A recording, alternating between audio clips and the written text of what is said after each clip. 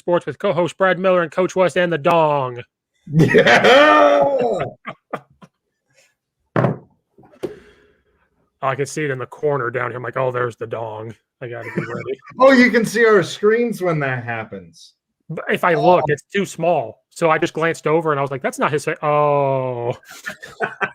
He's doing it again. He's doing it again. Yeah. Have we been live for 10 minutes? No. It says live, 10 minutes, 30 seconds. Mine says 1 minute and 13 seconds. Mine says 1:13. 117, 118, 19. Maybe it's just me. I've just been live. Yeah, you've been live. So they've been watching you talk to yourself. Yeah. So me and him weren't there. You were just talking politics to yourself. Yeah, it was insight into what my brain looks like. It's just me talking to a brick wall about J.B. Pritzker. And you're the part of the problem. It's okay. But you did help bring. I get here. Damn it, no politics, because I come here for no politics. But I will say this: I was part of the solution of the dog mask then in that situation. Yes, yes. And everyone, if you want to start a GoFundMe for us, we will all wear dong masks for our podcast going forth until the pandemic is over. They're only $20 a piece. Which, by the way, do you want to say who makes those masks? Fox 40 makes the dong mask. I did some research on that. I've also, done other things as far as researching where the hell this came from. Have no crazy theories on basketball size, but Fox 40, the best coaching whistle, referee whistle known to man, makes the dong mask. And then it even says Fox 40, like right on the jawline, gives you a nice jaw profile. You can actually go to one website and it will sell you any of 3 models of the Fox 40 whistle plus the dong mask for up to $40. Kind of a deal. They come in small, medium, large, or small, medium, and large, extra large, and then there is a 2XL for the fat heads of the world. There we go. The fat dong. Yes. I don't think there's an extra price either. I didn't look. I don't have a double XL head, so no discrimination for the dong mask. No, you can have big dong mask or little dong mask. Doesn't matter. Every time a ref has one, I laugh. I just can't help but laugh. I feel like an angel gets its wings every time. Especially when the whistle hangs and dangles and flows in the wind. But I think that they know. So I think they know that, like, our podcast is now talking about them. I've made this awareness of the dong mask because now they're going to more of this like bird bill type thing. Yeah. So it's not really a dong. It's like more like a bird bill. Which is gross. We need dong masks. Yeah. We need to free the dong mask. Maybe we'll just start that hashtag. Anybody that knows Fox 40, will you sponsor the podcast and we'll wear the dong mask every time and promote the dong? Yeah. As a matter of fact, get me that one whistle. It's like $35. And I don't even use whistles, but I want a $35 whistle. It sounds cool. Kind of like the Boring Company flamethrower. I have one. Never fired it because it's a collector's item. It's limited. That's not how you cleared the snow off your yard? No, dude, we had like 30 deer in our yard bedding down, so they just cleared all the snow out for us. Oh, nice. And one really nice neighbor with an ATV and a snowplow. The Elon Musk flamethrower, is that what we're talking about? Yes. Dude, I got on eBay, so I got lucky. The guy who sent me mine, okay, because you only could buy them aftermarket because they sold out in like 10 minutes. The guy who sold me mine, like all the original paperwork, never been fired. Everything is perfect on it. And then, so I got it for $800, but then he sent me an RC car. So this dude built custom RC cars, like the gas powered RC cars. And he accidentally sent me one instead of 200. So he gave me $200 back and paid for the shipping for me to ship the RC car back. There ain't no telling how much that RC car was worth. Oh yeah, they're expensive. So I got it for like $600. I got on eBay yesterday, and I think the lowest price that I saw for the flamethrower, which somebody's got to be willing to pay it, was like $2,800. So a little collector investment. Plus, you have a flamethrower. Yes. In case, but I won't use it. It's a nice collector's item. It's in the gun safe. Yeah, I prefer to just use the old school hairspray match. A whiskey bottle. I didn't have a fire starter the other day, and I had to like start our burn pit up. So I poured a bunch of gasoline on it and then went to go like small little match, light it. And I was like, no, I'm not going to do this. So I did that. I got hairspray and a thing and just whoosh, boom. Oh, yeah. Yeah. What's great is you can have trouble getting something to burn. Then you pour some gas on it, and then there's this little minor explosion that happens. And what people don't understand is, most people don't, I talk to my kids about it, that the fumes are actually what's flammable, not the actual gas. Like if you could throw a cigarette in gas and it not hit the fumes, it wouldn't ignite. Yeah, if you could take a cigarette and put it in from like underneath. Yeah. Yep. Which is pretty interesting. For people that don't watch the video, Brad has a blowout with Nancy Pelosi. That's where he was this weekend, getting his hair blown out with Nancy. I went to Nancy's hairdresser in San Francisco. I would have much rather have raided her freaking freezer and got all that ice cream. She's like 30 different kinds of ice cream. Nancy Pelosi? Yeah. Yeah. You didn't know that? I mean, she's 80 years old. Let her eat all the ice cream she wants. Be nice, Brad. She's 150 years old. God damn. Probably she sounds like it when she talks. And when she throws her tantrums. Okay, but anyways. So thank you, Fox 40, for the dong mask. Yeah, we'll get that. We'll have to get that going because I like the look of that. I think it's very appealing. I think Jacob's here at least twice a week. Jacob's here watching, I think. Thank you, Jacob. It was his birthday yesterday. Ooh, happy birthday, Jacob. Oh, yeah, Jacob, happy birthday. And all those people that messaged me about the YouTube not being up, not watching, bastards. No. They'll if you build it, they will come. Like what was crazy was Brad. So that kid we talked to last week, his dad listens to us. Oh, really? That's actually why he came to me and was like, "Hey, what's going on?" Oh, damn. Yeah, didn't know. You guys are growing my following for me.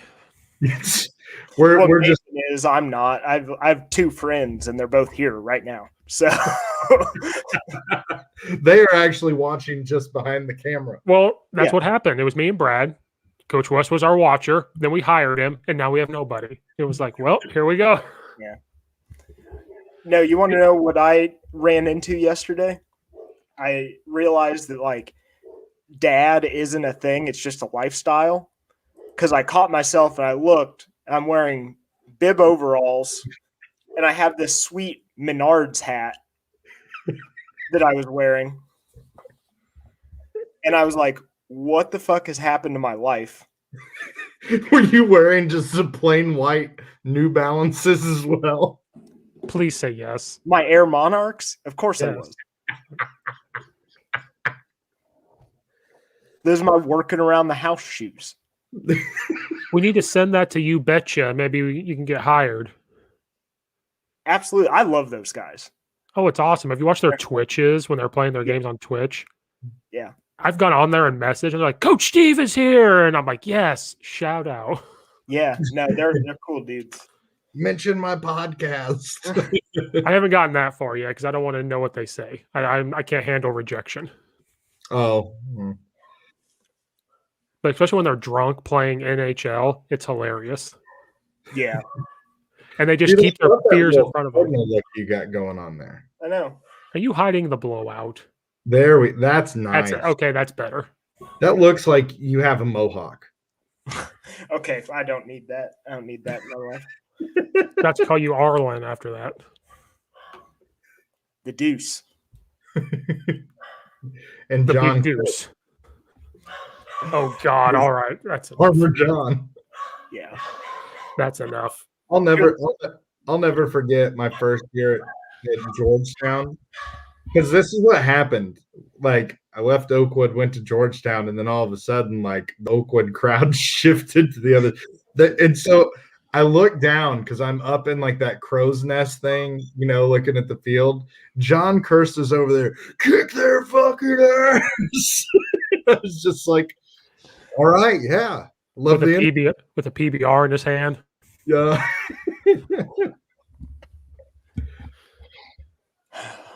Good times, man. Good times.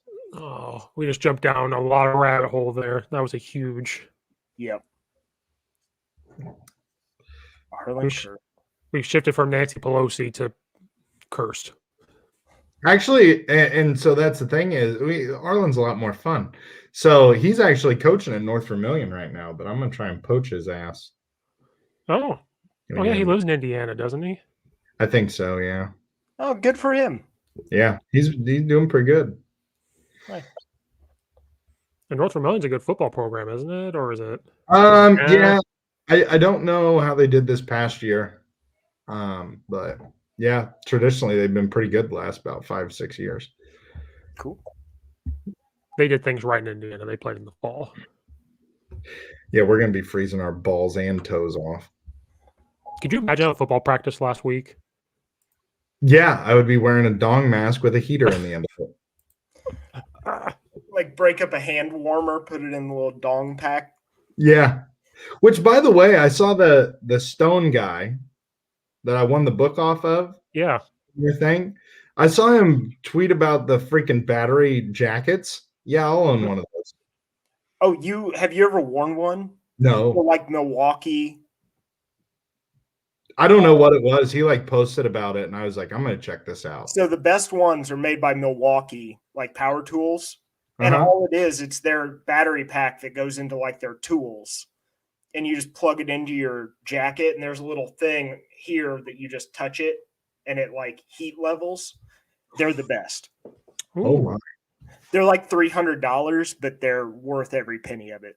Well, if we keep having the snow, take my balls off. Yeah. I will. And it's nice because they're just like it's just a black coat, so you can wear it and not feel like. It's not. Is it one of those huge coats like coats in the NFL, or is it just like a normal? It's a normal size coat, and it's a normal coat because it's got the warmers in it, so you don't have to have a big ass 55-pound freaking coat. Yeah, so like your range of motion's normal. Yeah, you're not like the kid off A Christmas Story. Yeah, Ralphie or Chris Farley, that guy in a little coat. All right, let's get going here. Yes, well, Brad wasn't here for the production meeting, so we're just going to go. Yeah. College football news. Not much. I mean, Gus is back, head coach of UCF. Oh, okay, Steve, you're going to like this. Did you watch any of his press conference? I was not able to. We had 6 games this week. So there was a UCF reporter, local guy, like local newspaper, and he asked Gus Malzahn, who had been the head coach at Auburn, he's like, "Are you ready for the pressure cooker that is UCF football?" What the hell is he talking about? That's the lack of self-awareness there cracked me up. I coach against Nick Saban every year. Like, what? And I actually beat him 3 times. I was at the school with expectations up here, but ability down here for a decade. And you're going to tell me the pressure cooker of UCF. Because they gave themselves. You realize that I am making more being fired from the previous school I was at than what I'm actually making here as the head football coach. When I heard that question, because like when I found out, I was like, "Ooh, I got to try and find the press conference." And I got there like right in time for that question. I was like, what the fuck is going on here? How does that guy have a job? It's like that's like Nick Wright having a job. It just makes no sense as to why. But he's going to be calling his offense, and I'm happy for him. I think UCF, it's warmer weather for him. It's not that high pressure. he's not going to have an unrealistic fan base because they think their job's pressure. It was weird seeing him not in a sweater vest. Yeah, he was just in a polo. Yeah. Oh. It's a weird look. It's like, That's you're not Gus Malzahn. He can't wear a sweater down in Florida. Sweat It's his going to ass. be hot. He was in Alabama. Like, it's not that much different. Yeah, well, while the rest of the country was freezing her ass off, Florida somehow avoided everything. Well, yeah. It was still 80 degrees. It's all the meth. And the greenhouse gases from all the old people.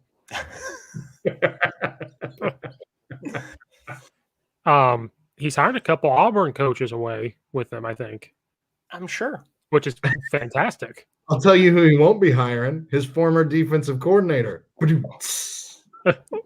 Yeah, that's Tennessee's problem now. Yeah. Well, they probably got rid. I think they're getting rid of him, so he'll be jobless. If you can't make it at Tennessee, you can't make it anywhere. I hope they get rid of him. That dude's a scumbag. I remember reading it. They're going to have to, but then Tennessee fucked up. They have to pay him $900,000 or something. Can you imagine? You didn't even have to install any of your system or anything. Here's $900,000 for a parting gift. He worked like 12 days. Here's $900,000. You know what? That's knowing your worth right there. Maybe he needs to take a year off. Shit. I mean, yeah. If Nick Saban won't call you to reinvent your life, you messed up. Big time. Well, there's zero chance Nick Saban would let that dude anywhere near his program. That's what I'm saying. That's how you know you fucked. Like this, when you get fired from Tennessee 12 days in, like this is where you know you fucked up. And when Nick Saban doesn't want you, you fucked up. They had McDonald's gate, though, Tennessee did. I mean, he kind of walked into a powder keg of a situation. He just happened to be the sweat on the dynamite. Yeah, Tennessee is just like rolling NCAA infractions, though. Yeah. Like, they're probably the worst program for that. What Tennessee should have done was hired Bill O'Brien, because he at least made Penn State competent after all the crap that they went through. Mm-hmm. You know what? They're not going to have a team next year. Like, we just don't need to play next year. Yeah. They'll play. I mean, it's just what kind of sanctions did they get? They don't know yet. They're still investigating. It's still like they're sitting there like, don't uncover the Big Mac boxes. Don't uncover the Big Mac boxes. They've only made it to quarter pounder with cheese so far. No. They're going through the McDouble wrappers. Please don't find the Big Mac or the McRib. If they find the McRib, we're screwed. Yeah, only the 5 stars get the McRib. Yeah, they find out that we've been dealing McRibs year round. We're screwed. And Shamrock Shakes, they've been going on. Oh, Tennessee, thank you for our laughter this morning. It's such a stupid way to pay players.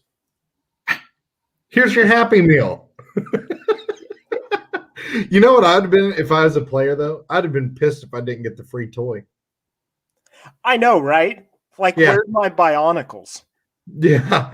The money is an add-in, not a substitute. And honestly, I'd be a little pissed if it was just money in the bag and I didn't actually get my McDouble. No. It's just a hammer, a cheeseburger. Or what is it, 6 nuggets? Yes. You got to order dollar menu. Yeah. Which isn't even the dollar menu anymore. It's the value menu. Yes. Inflation got them. Yeah.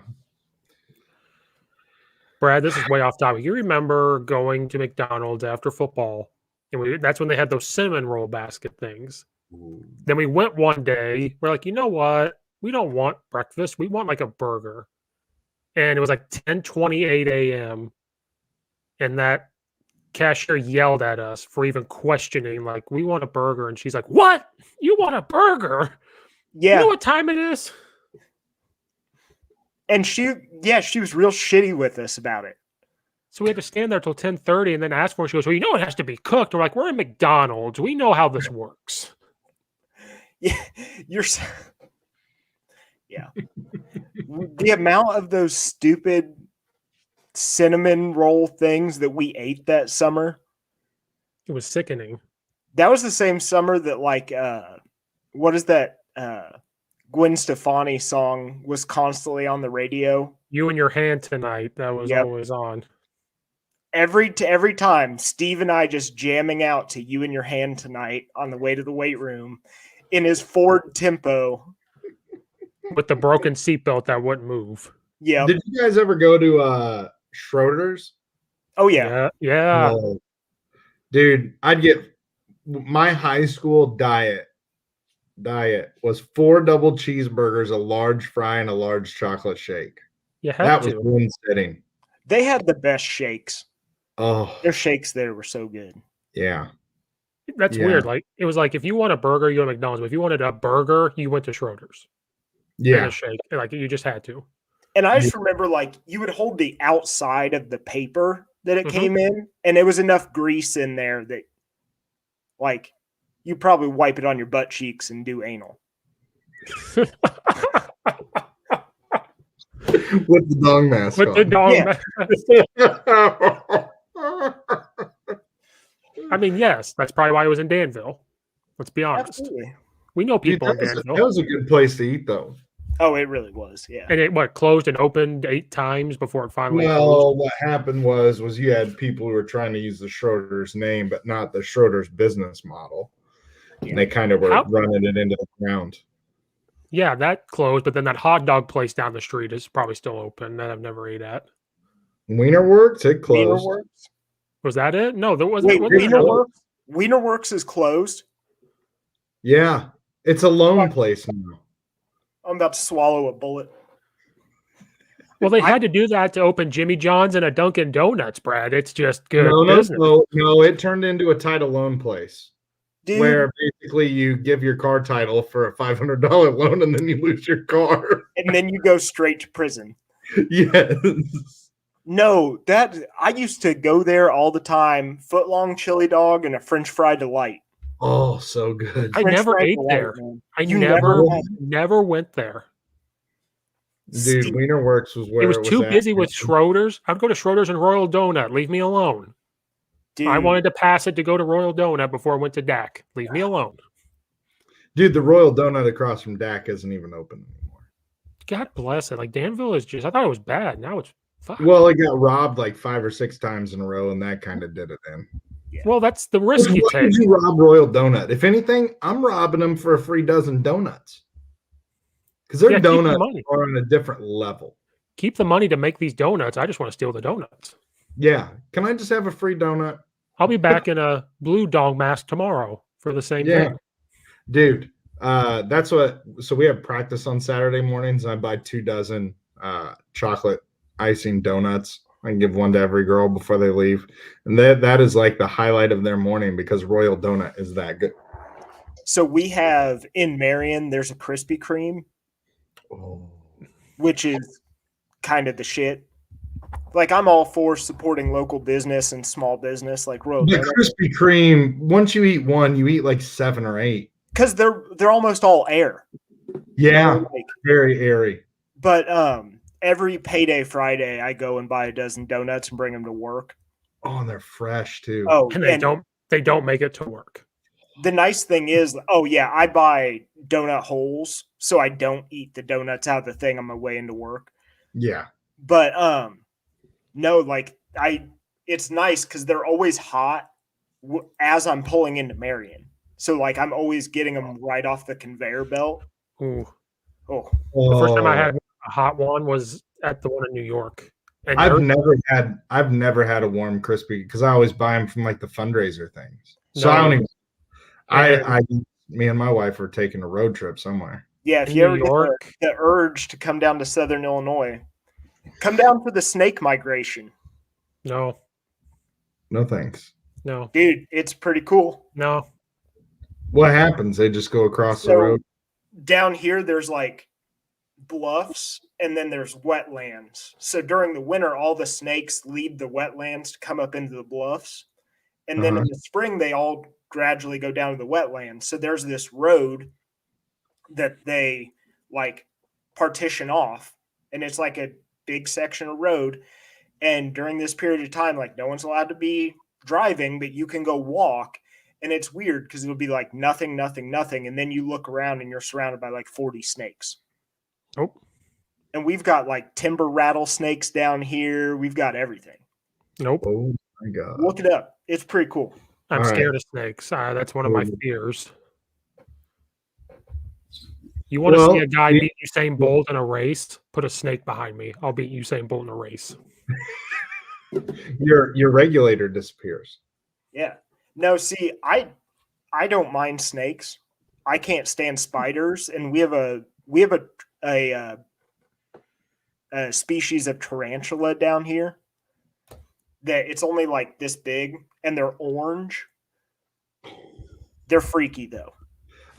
So here's the thing. So I actually, the book, The Power of Moments, I'm going through, and they talk about how to basically get somebody to touch a tarantula that's an arachnophobe. And there's like this 12-step process. And in like 2 hours, they can get somebody petting a tarantula. I'm serious. It's really interesting, and like how they like build that in, because it's talking about like how to like have courage. So like it talked about how to do that. It talked about like the civil rights movement, how they kind of like trained one another for like their sit-ins so that they wouldn't get violent and stuff like that. Very interesting stuff. But like how you learn how to get courage. We need to do a sports podcast and just a podcast of this, just talking shit. Okay, well, other college football news. Illinois football is still on the rise. No, we can keep talking shit. I just said we need another segment of like BS with Brad and Nathan. Just BS. That's going to be. No, I like it, but no, that's the first hour before the show. Yeah, exactly. We're not recording. No, I need to record that. Just record that and be like, all right, outtakes. No, I will say this on the podcast now, I guess, because we talked about it beforehand. Yeah. I was leaving the grocery store the other day, and this is Southern Illinois. Like you never hear anything about Illinois athletics down here. And as I'm leaving, there's this group of people all talking about how cool it is that Aaron Henry is calling local football coaches down here. And I just like stopped pushing my cart for a second. I was like, is this the first time I've ever heard anyone down here talk about Illinois sports? And then I had a little like pep in my step for the rest of the day. It's just cool. You fly your Illinois flag out the back. Exactly. Yeah. So whether they're seeing like anything come from it or not in the grand scheme of things, like I think them taking the time to call all these football coaches is having an effect. Yeah. Well, and people are noticing, right? And so that's what's important, because that could be a recruit's aunt or uncle or cousin or something. And they might not have a lot to say, but they might have something. They might have some tie to something, I think it's a big play. Them reaching out, I've never seen more positive things said about Illinois football without a game being played than what I'm seeing right now. Yeah, which we're still in the honeymoon period, obviously. We are, but if there is no honeymoon, there will never be a honeymoon. Like with Tim Beckman, I don't remember this excitement. Well, and then Lovie Smith, there was excitement, but just because it was Lovie Smith, like yes, it was name. Right. We didn't get this, like bringing the state, like let's look at the University of Illinois like we're supposed to. There was none of that. And taking pride in being the flagship state or the flagship university in the state. Do you think basketball being as good as it is has helped football to a certain extent? Yes. And I think if you notice, the football guys are like, they're tweeting at the basketball team. Corey Patterson was like, I forget what his tweet was, but he was like, talk to me nice, Illinois basketball. Yeah. Did you see the Barstool from Minnesota? They like tweeted at Barstool, Illinois, and they were like, please be nice. And it took a box score of the Illinois-Michigan or the Minnesota-Michigan game and the Minnesota Ohio State game. It was like, you know. What would they said? Like, say something nice. Yeah. Yeah. I can't remember what the Illinois Barstool. I think they would put a picture of Io up or something. I can't remember. And I was like, oh, okay. Yeah. No, it's my favorite one of those like Barstool college accounts is Barstool Northwestern. Just like after we had that comeback against them, like they don't even come back to Illinois' Barstool account anymore. They're like, yeah, we know. Please stop bringing it up. We were there. Dude, a fun one was Michigan State's Barstool account tweeted this thing at Indiana because they were down like 10 points, like not very long to go, and ended up pulling it out. Michigan State ended up beating Indiana. And so it was like this like Muppets block party. And it was like, what is the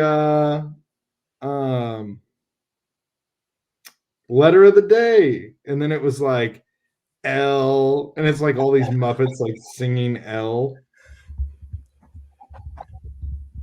Yeah, some of those Barstool accounts are funny, man. How fun would that be? That's your job to run that account and you get paid by Barstool. You know, they're all run by volunteer students. Damn it. Yeah, like you have to be a student at the university and you volunteer to run that for a year. Damn it. Really? Mm-hmm. And that's like, it's kind of like an internship for working at Barstool. Like there are a bunch of Barstool guys that are in their New York office now that started as like college account. Well, people. like that guy who was going to box Jose Canseco, he's an intern. Mm-hmm. Billy Football. Did box Jose Canseco. Oh, did. So it's this 30-second video, and I laughed my ass off the whole time because I was like, this is hilarious. First off, it's Indiana, and we just don't like them anyways. And then second, it's the Muppets. And it's classic. It's a classic. I wanted to download it because I was like, I love this. Yeah, that's pretty great. Did you see that thing a while back where like Big Bird looks different in other countries? I've heard of that. I just like never. In Europe, Big Bird is blue. That's not right. Look it up. It looks like he's high on crack. Like, no, that's not right. It blew my mind. I'm telling you, we'd have a perfect podcast segment of BS. I think that would really give Joe Rogan a run. Big Bird from Sesame Street has cousins around the world. So it's not Big Bird, it's his cousins. Okay. Anyway, but like, yeah, they don't have the normal Big Bird though. They have like that version. God, how does the Big Bird not give kids nightmares? Lavender. Mexico, Big Bird is green. The Turkish one looks hilarious. This is bright ass orange. Dude, the Mexico one's hilarious. Hell, his eyes are 4 different colors. That's scary as shit. I know, right? He's got a pink neck with an orange face with a green body. How do kids not have nightmares? I don't know. I want there to be like different versions of Oscar the Grouch. But they all still live in trash cans. Other than like the Swedish countries or like the like environmentally conscious European countries, they're all in recycle bins and they're super nice. He's just not grouchy anymore because he's just in like the paper recycle bin. And then you have the US version, which is the Chappelle Show guy.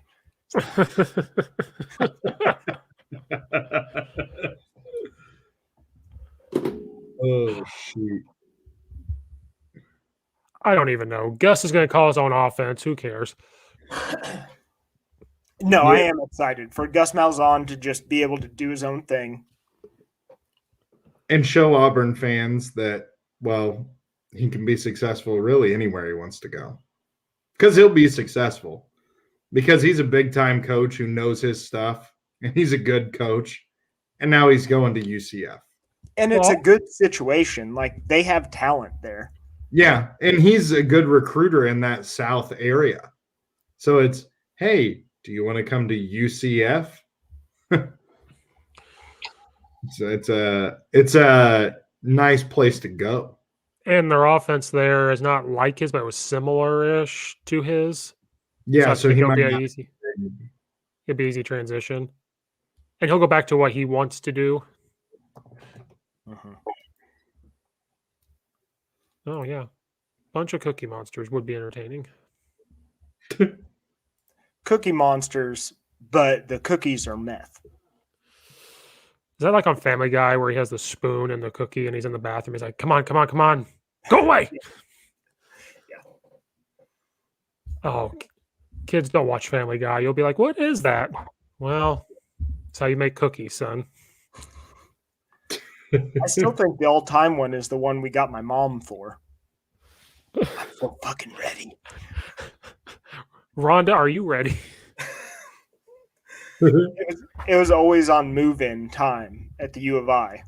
And my mom would come home and go on these big, long rants about how no one can drive at the university.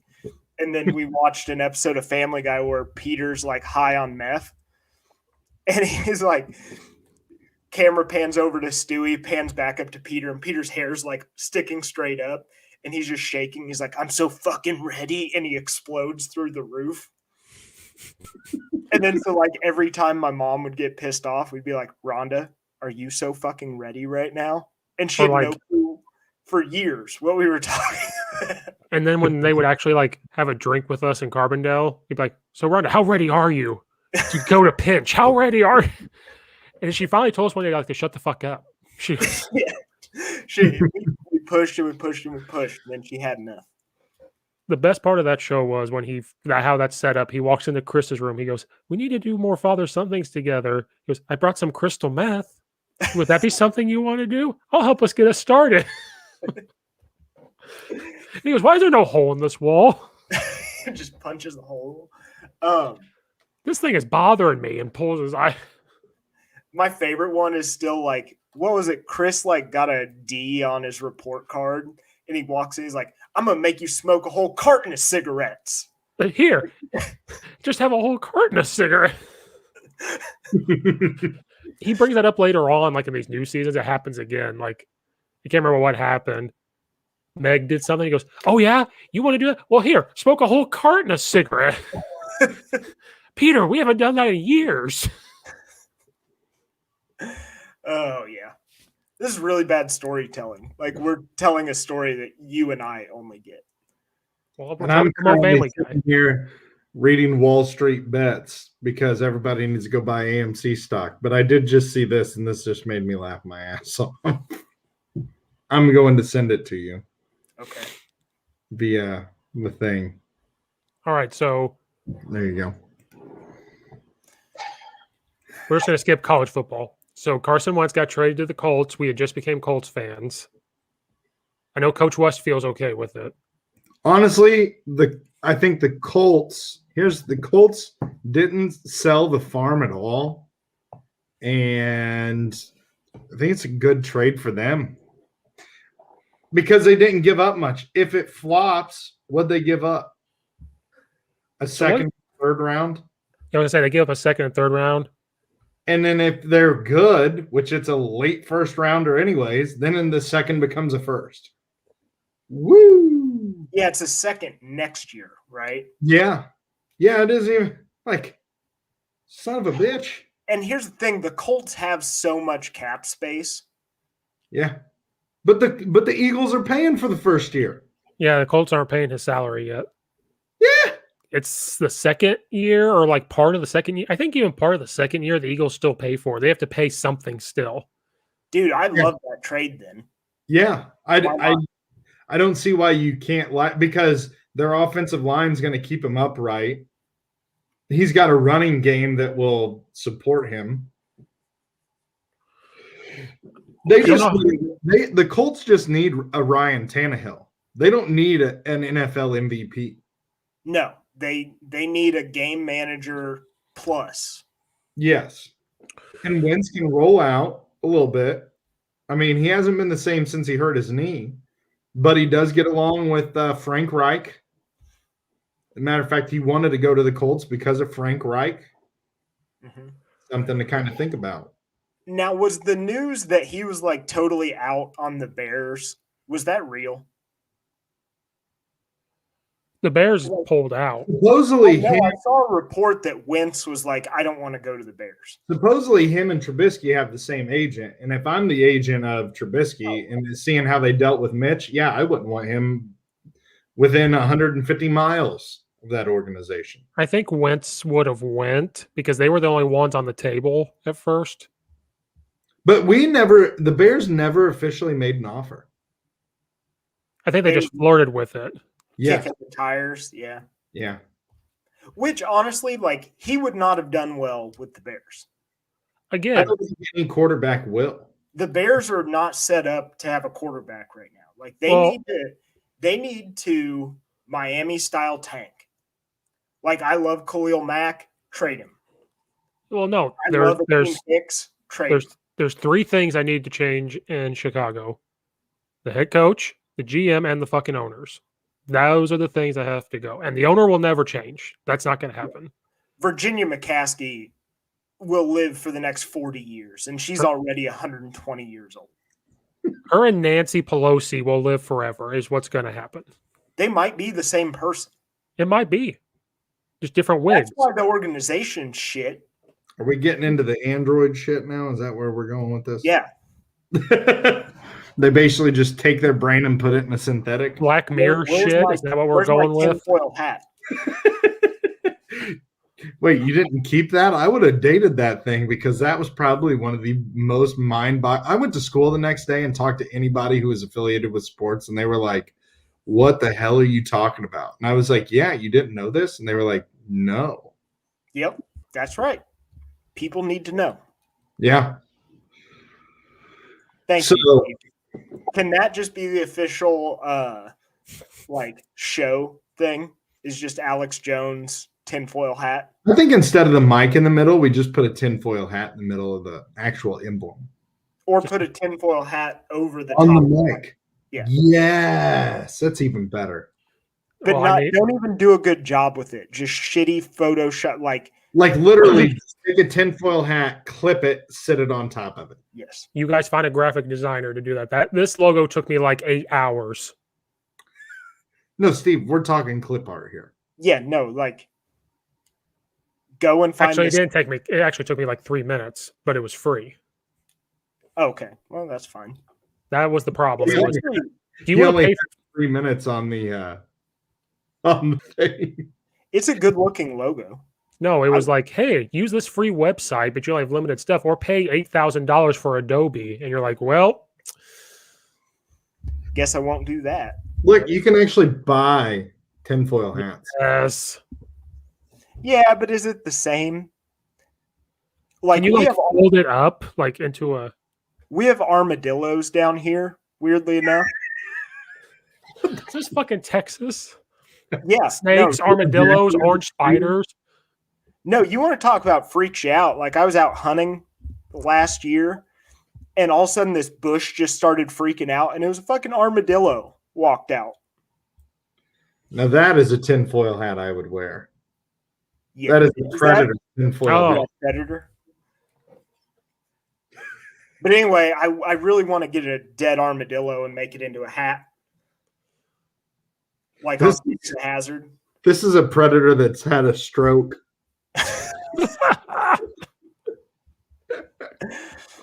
God, dude.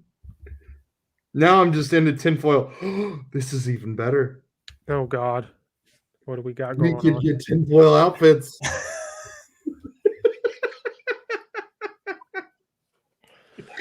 When we do the live podcast in the garage, we're all wearing tinfoil outfits. Wait, this is a tinfoil hat with a dong on it. That's the one.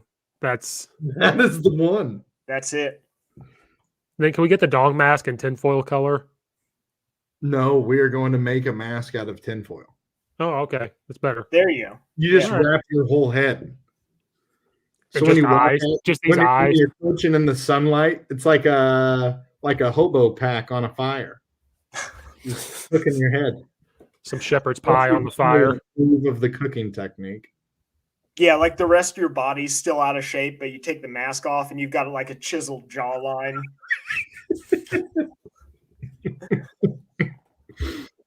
Just have your players just wrap you with tinfoil. All right, coach, arms up. Yep. It'll never come off. From what was that? The movie Signs. Yeah. Uh-huh. But yeah, I like the trade because I don't think the Colts gave up really anything to get him. Carson Wentz would be a second-round pick in the draft.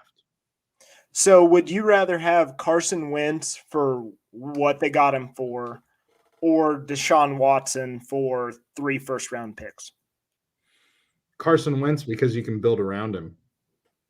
I agree.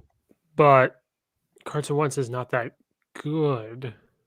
But what does Indianapolis have besides that running game and that offensive line? They don't have real good receivers to throw to. T.Y. is old and he gets hurt a lot.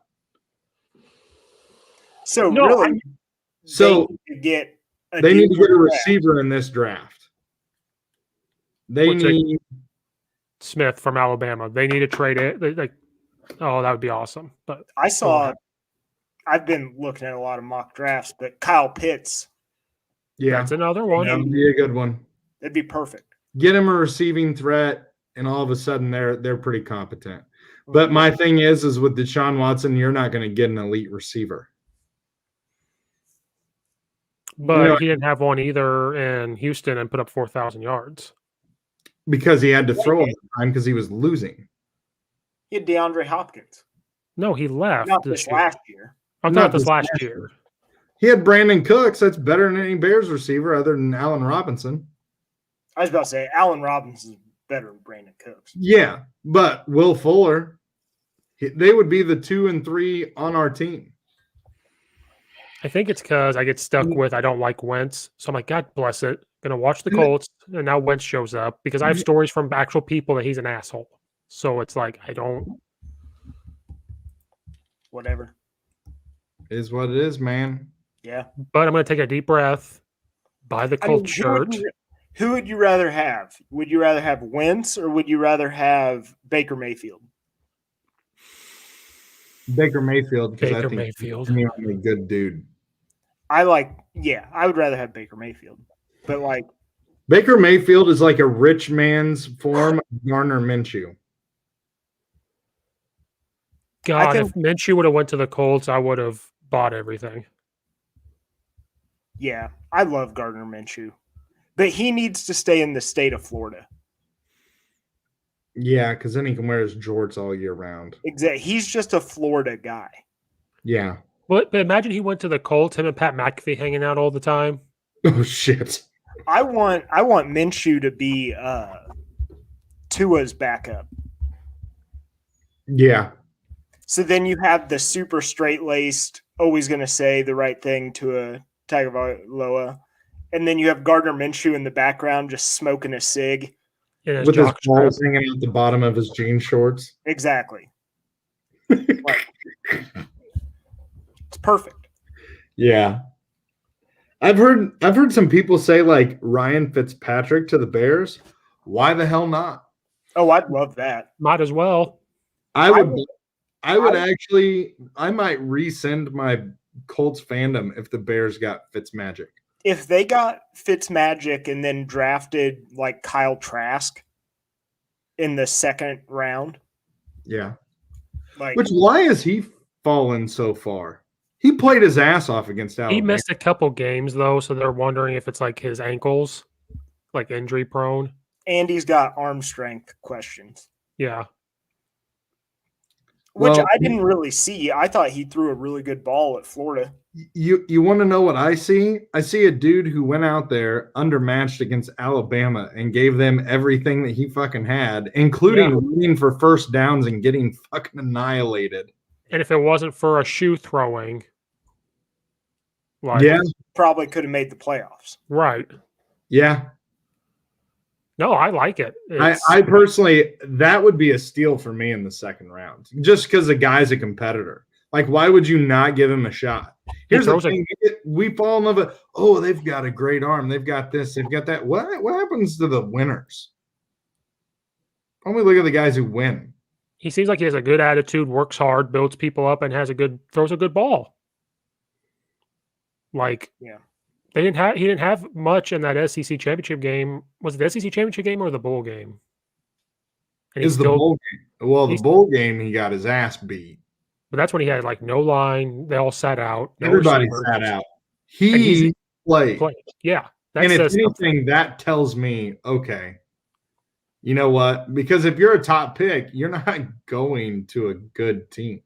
You're just going to sit out till we draft a team around you. Like, I really hope that the Bears can get Mac Jones, but I don't think he's going to fall below New England. So I think we're going to have to trade up to make it happen. Yeah, we're still Bears fans. We're just Colts fans first. Yes. That's what's happened now. But if Mac Jones was able to get to Chicago, Nagy will be out the next year. We play Fitzmagic in front of Mac Jones. Did you see a report where the Bears, for some reason, are in every talk? There's real talks of David Carr from the Raiders. Why? I don't know. Like, I like David Carr. He hasn't been the same since he dislocated his pinky. I like Mariota because we have no offensive line. Bring Mariota in. The dude can run. Not as much anymore. Yeah, he's kind of broken. He's better than what we have now. If you want a runner, you might as well try to get the bank for Deshaun Watson. Or you draft Kellen Mond and just throw him out there for a year. Did you see Tim Tebow is retiring from baseball? He's not coming back. He's going to go to Jacksonville. How much do we want to bet you will see him walking around? He's what, 33 years old? Coach or player? Yeah, not David Carr, Derek Carr. I apologize for saying David Carr. It starts with a D. Leave me the fuck alone. David Carr is still sitting somewhere having like nightmares. Yeah, when you said David Carr, I was like, man, we're really going down the shitter here. Yeah, no, not David Carr. Yeah, he's still actively being treated for PTSD. I still have COVID fog popping up here and there. David Carr. So here's the Houston Texans in a nutshell. Their first round pick in the expansion draft was Tony Baselli, a tackle that never played for the Houston Texans. That's right. Like, let's just throw that out there. Tony Baselli, hell of a left tackle, protected Mark Brunell and Fred Taylor and all those guys. Jimmy Smith, dude, those Jacksonville teams, when they first started out, they did pretty damn well. For like those Jackson. Tom Coughlin Jags. Yeah. Right? Yeah. They had Kevin Hardy on that team. Yeah. Wasn't Fred Taylor? Yeah. Fred Taylor was on that team. Who was the other one? There's another one. I mean, they had Maurice Jones-Drew. No, that was after. I know, but I'm just I used to love MJD. You're really going back. We're going back a little bit. And now, have you seen what MJD looks like now? He's like a perfect circle. Dude, could you imagine having to fit him for pants? Oh no. He would be like a who was the running back for Michigan years ago? The short guy. Oh my God. Hart? Yeah, his legs were massive. They were kind of built the same. Yeah, the little butter balls. Yep. Oh, they had James Stewart. Was 95 to 99. And then they had Fred Taylor. And then Maurice Jones-Drew.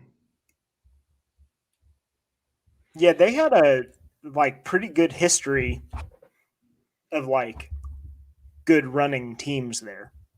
Yeah. And then they had Jimmy Smith, who was a really good receiver. Right. He's pretty good. Who was there? They had a receiver that was like ex-college quarterback / drug addict. The white dude. Oh, Matt Jones from Arkansas. Yes. Remember he ran like a 4.3 or a 4.4 40 and everybody freaked out because he's a white guy? Yep.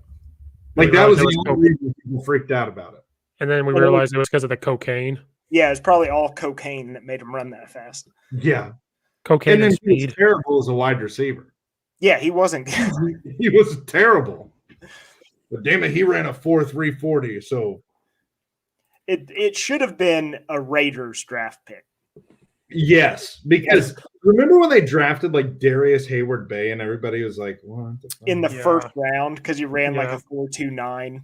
Yeah. And you're like, what the fuck are you about doing? the Lions there for a stint? Carlos Rogers and Mike Williams, and then they finally hit on Calvin Johnson.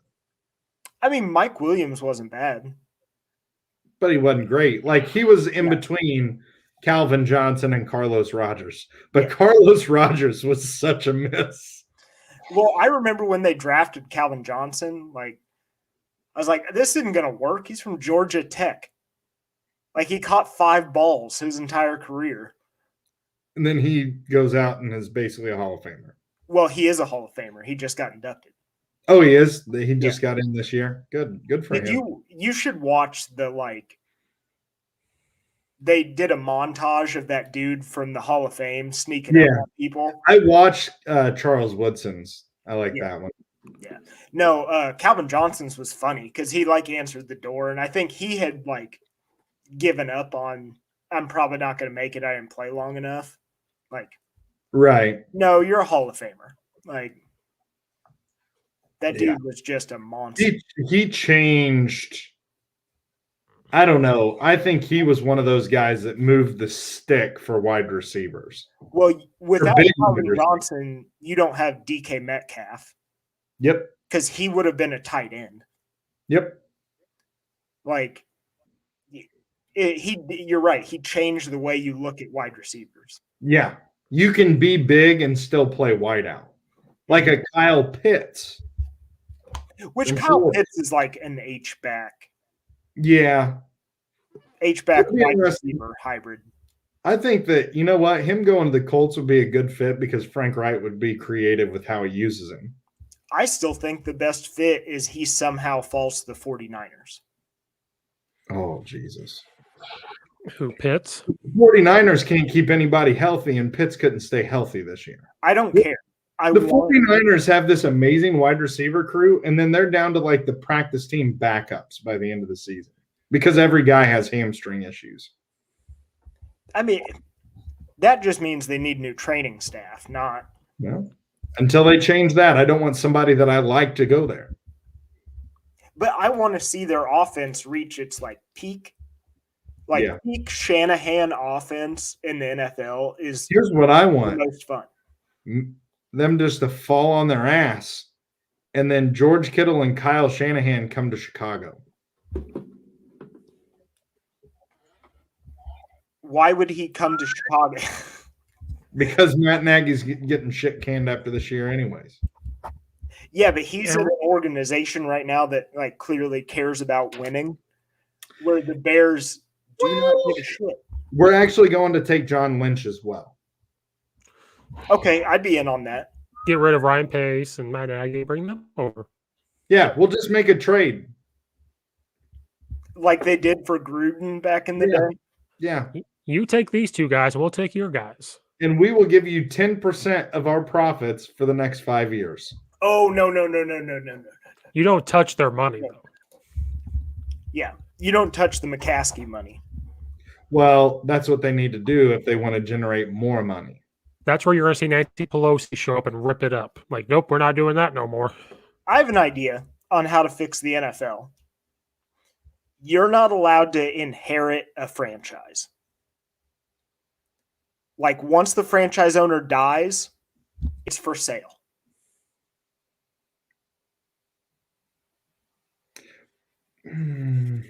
But how many people in the If world can it's in actually like afford that? if it's in like a will and stuff, you can't. Doesn't matter. Nope.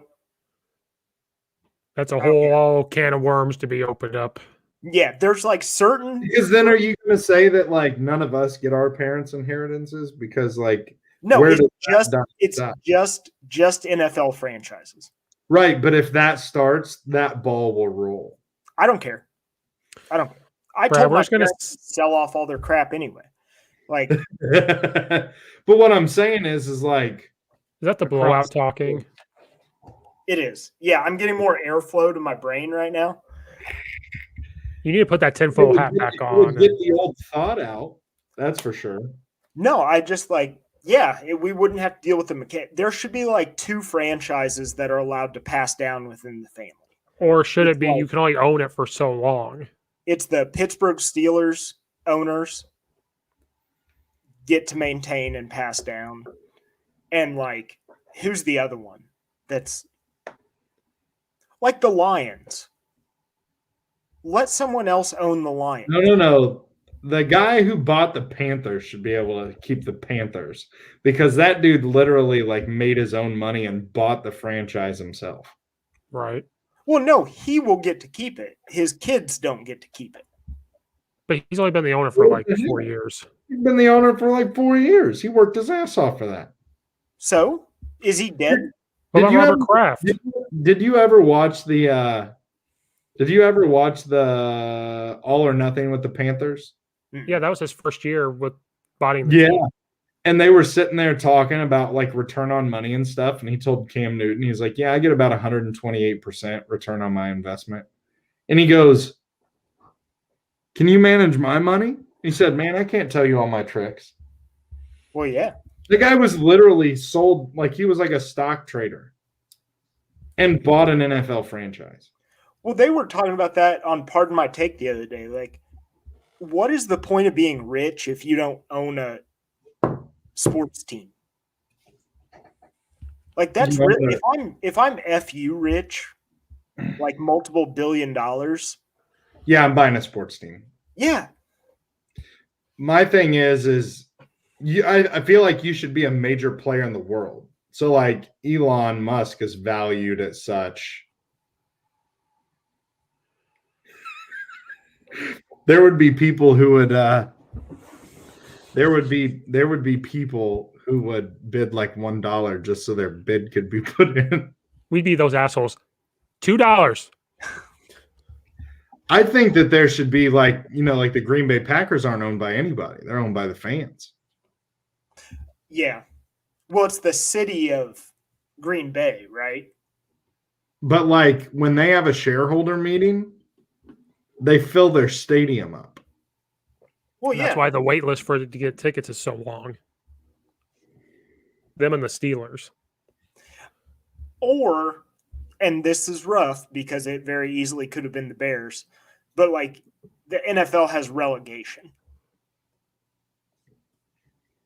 So like you suck and you're out? Yeah.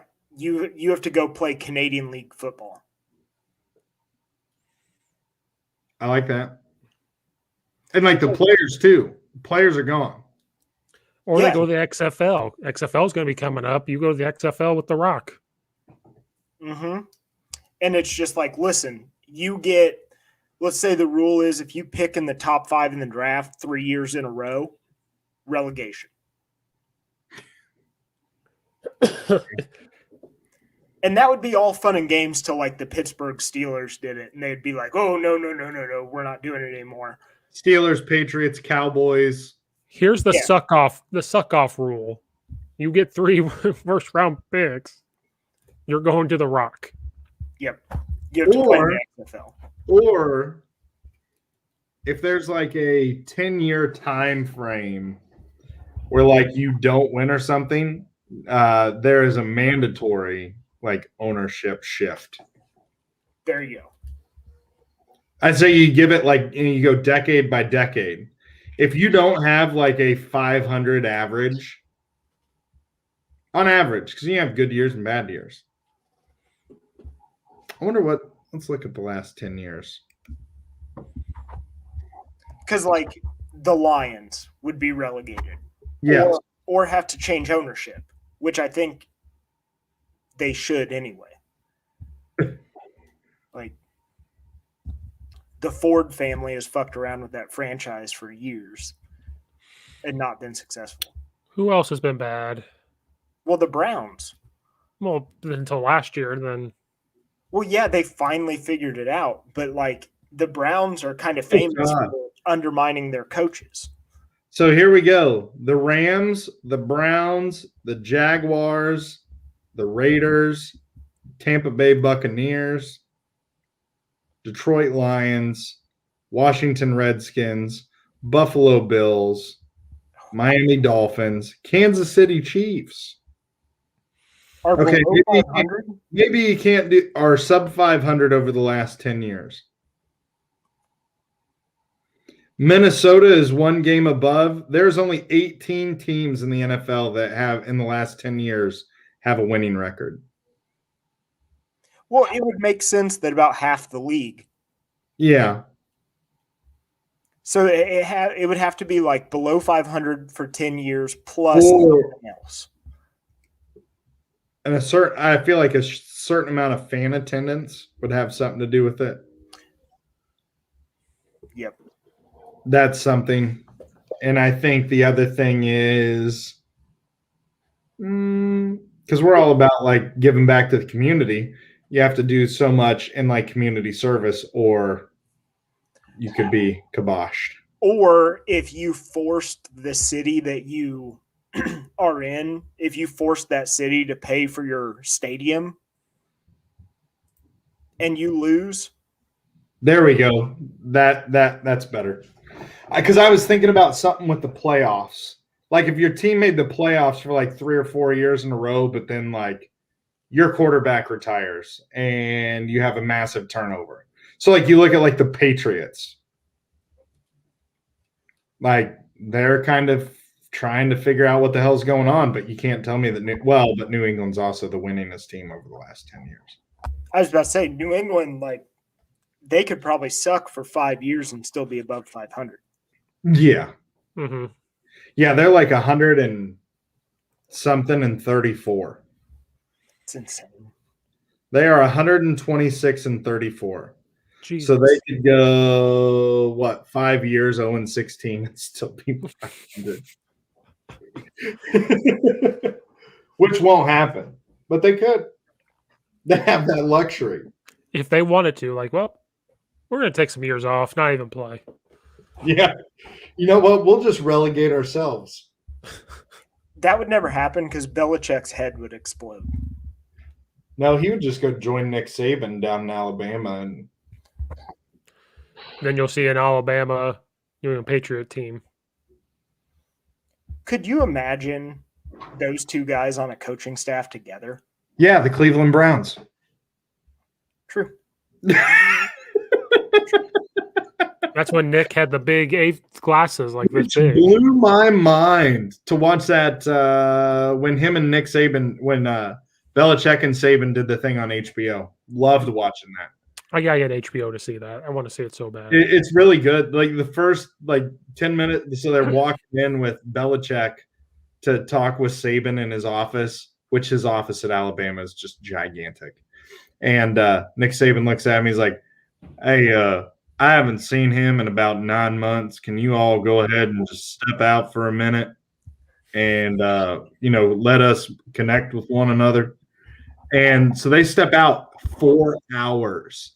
They talked.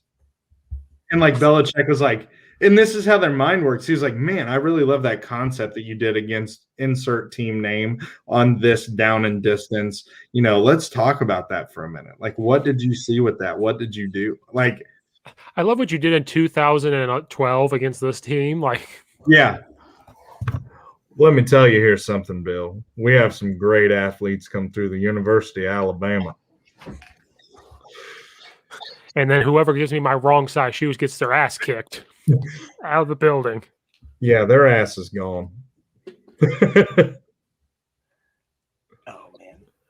I would just love to see them coaching together in college. Yeah.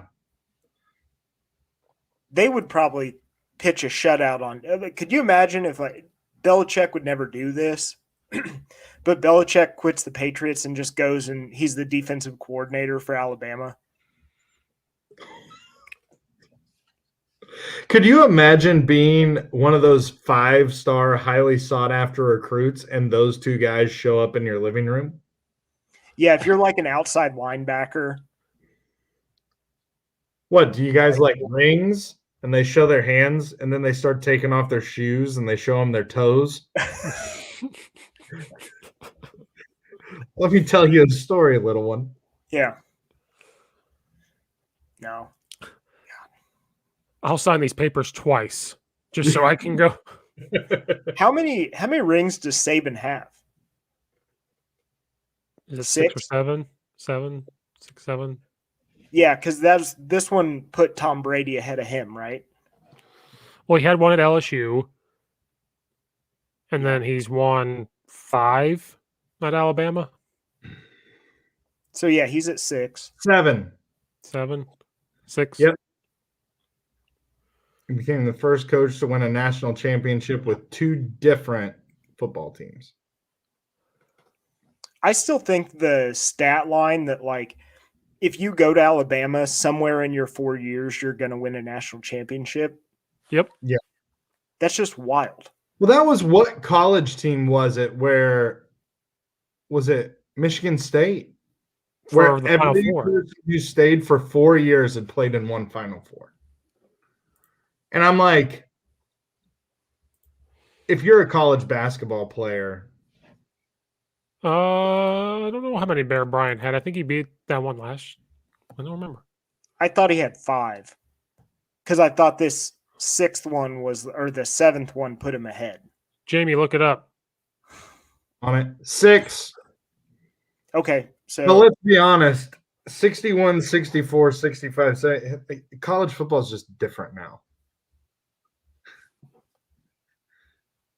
Right. Yes.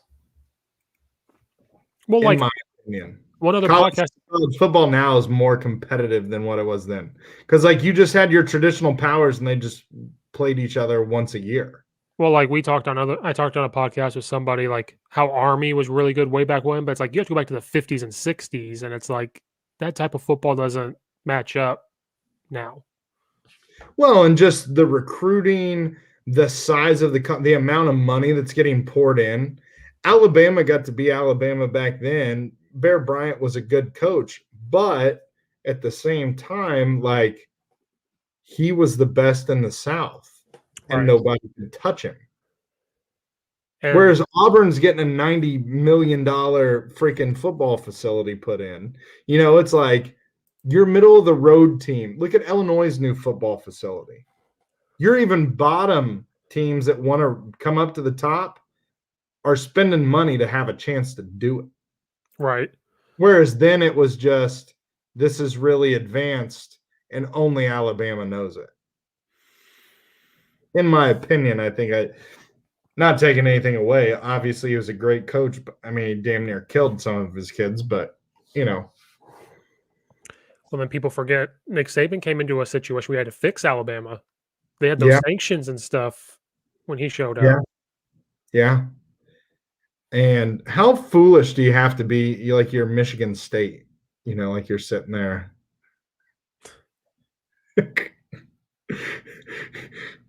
You know. You had Nick Saban at one point, Michigan State. It's all right. Yeah. But it's just crazy to think, like, I can't remember if there was anybody else on that Cleveland Browns staff that was like, oh, damn. But I think there was. Mike Holmgren was on that staff. Was he? I believe so. Which staff? The Browns. Oh, yeah, that staff was stacked. It was insane. No, that couldn't have been right. Well, no, it wasn't him, but there was other coaches on that staff that are like all over the place now. Was Mangini on that staff? No, he wasn't. Bill Belichick, Ozzie Newsome. Mm-hmm. Scott Pioli. He's now the he's in New England as the vice president of player personnel. Mike Tannenbaum, Jim Schwartz, Yep. Kirk Ferentz, Nick Really? Saban, Thomas Dimitrov, Eric Mangini, Phil Savage, Michael Lombardi, and George Kokonis, and I have no clue who that is. But yeah, that's pretty damn good staff. This is a good one. Army had a good staff. Lombardi and Belichick's dad. Ooh. Well, that's like Army's basketball team back in the day. Krzyzewski. Yeah. They had a string of crazy coaches. Was it Bob Knight? Did he coach there? Yes. Yeah. And that's where, Krzyzewski coached for him there, I think. Mm-hmm. And that's why Krzyzewski wants to play on that when they played on the ship, the ship for that. That's why he wants to do that. Yeah. Well, he doesn't want to now. He wants to quit now. No. They want to play again because they beat Virginia. Yeah, they beat Virginia. They're back now. Duke is back. McDonald's All-Americans, and they beat Virginia. They're back. Yeah. But remember, Illinois made them quit. You know what? I will say this. Because we're just kind of rolling into this freely. Illinois' win just looks that much more impressive when you see just Duke beat a Virginia team and Duke lost their best player. Yeah. Here, I'll be right back. Not that I'm saying, but due to injury. But remember, our basketball schedule is not very tough. Remember that. It's not very tough. Here's a question that I have for you. If Io DeSumo was at Duke, is he a lottery pick? Is it because he's at Illinois and we haven't been good for a while that they're not looking? Dude, he made Minnesota look really stupid there a few times yesterday. See, that's a tricky question because a part of me you want to say yes because he'll have Mike Krzyzewski. But then it's like you have all these other players that are going to have to get theirs. Right, but what I'm saying is if he was – okay, so take Duke out of the equation. So Duke, Kansas, Kentucky, if he is at one of the Blue Bloods,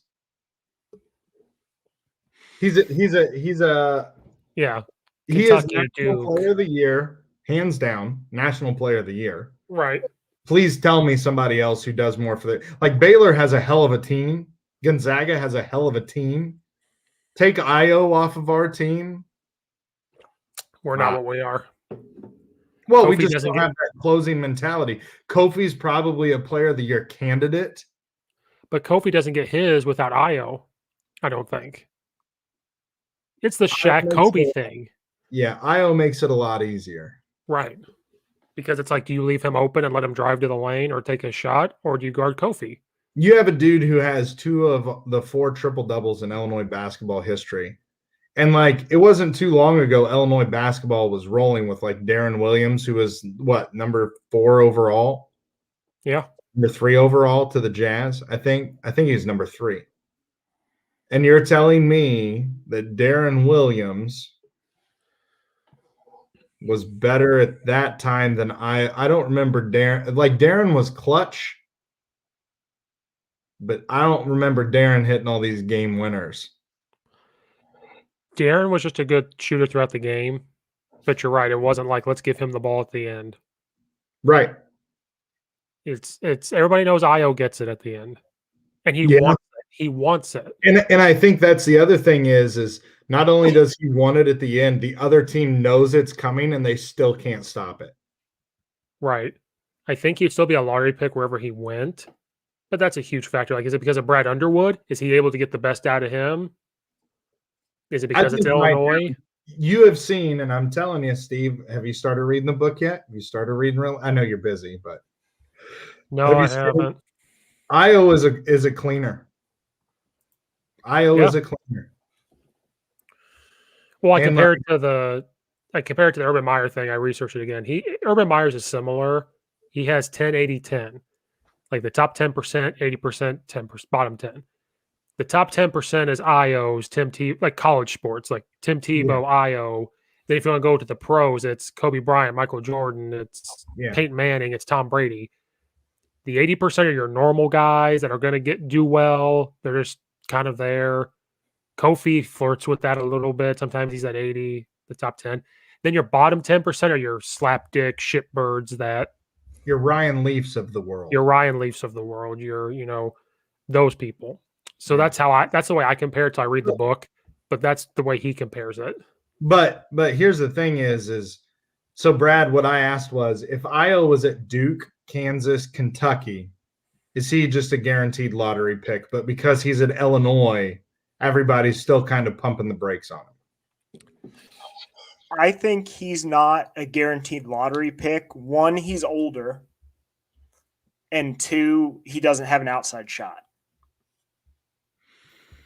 Consistent outside shot.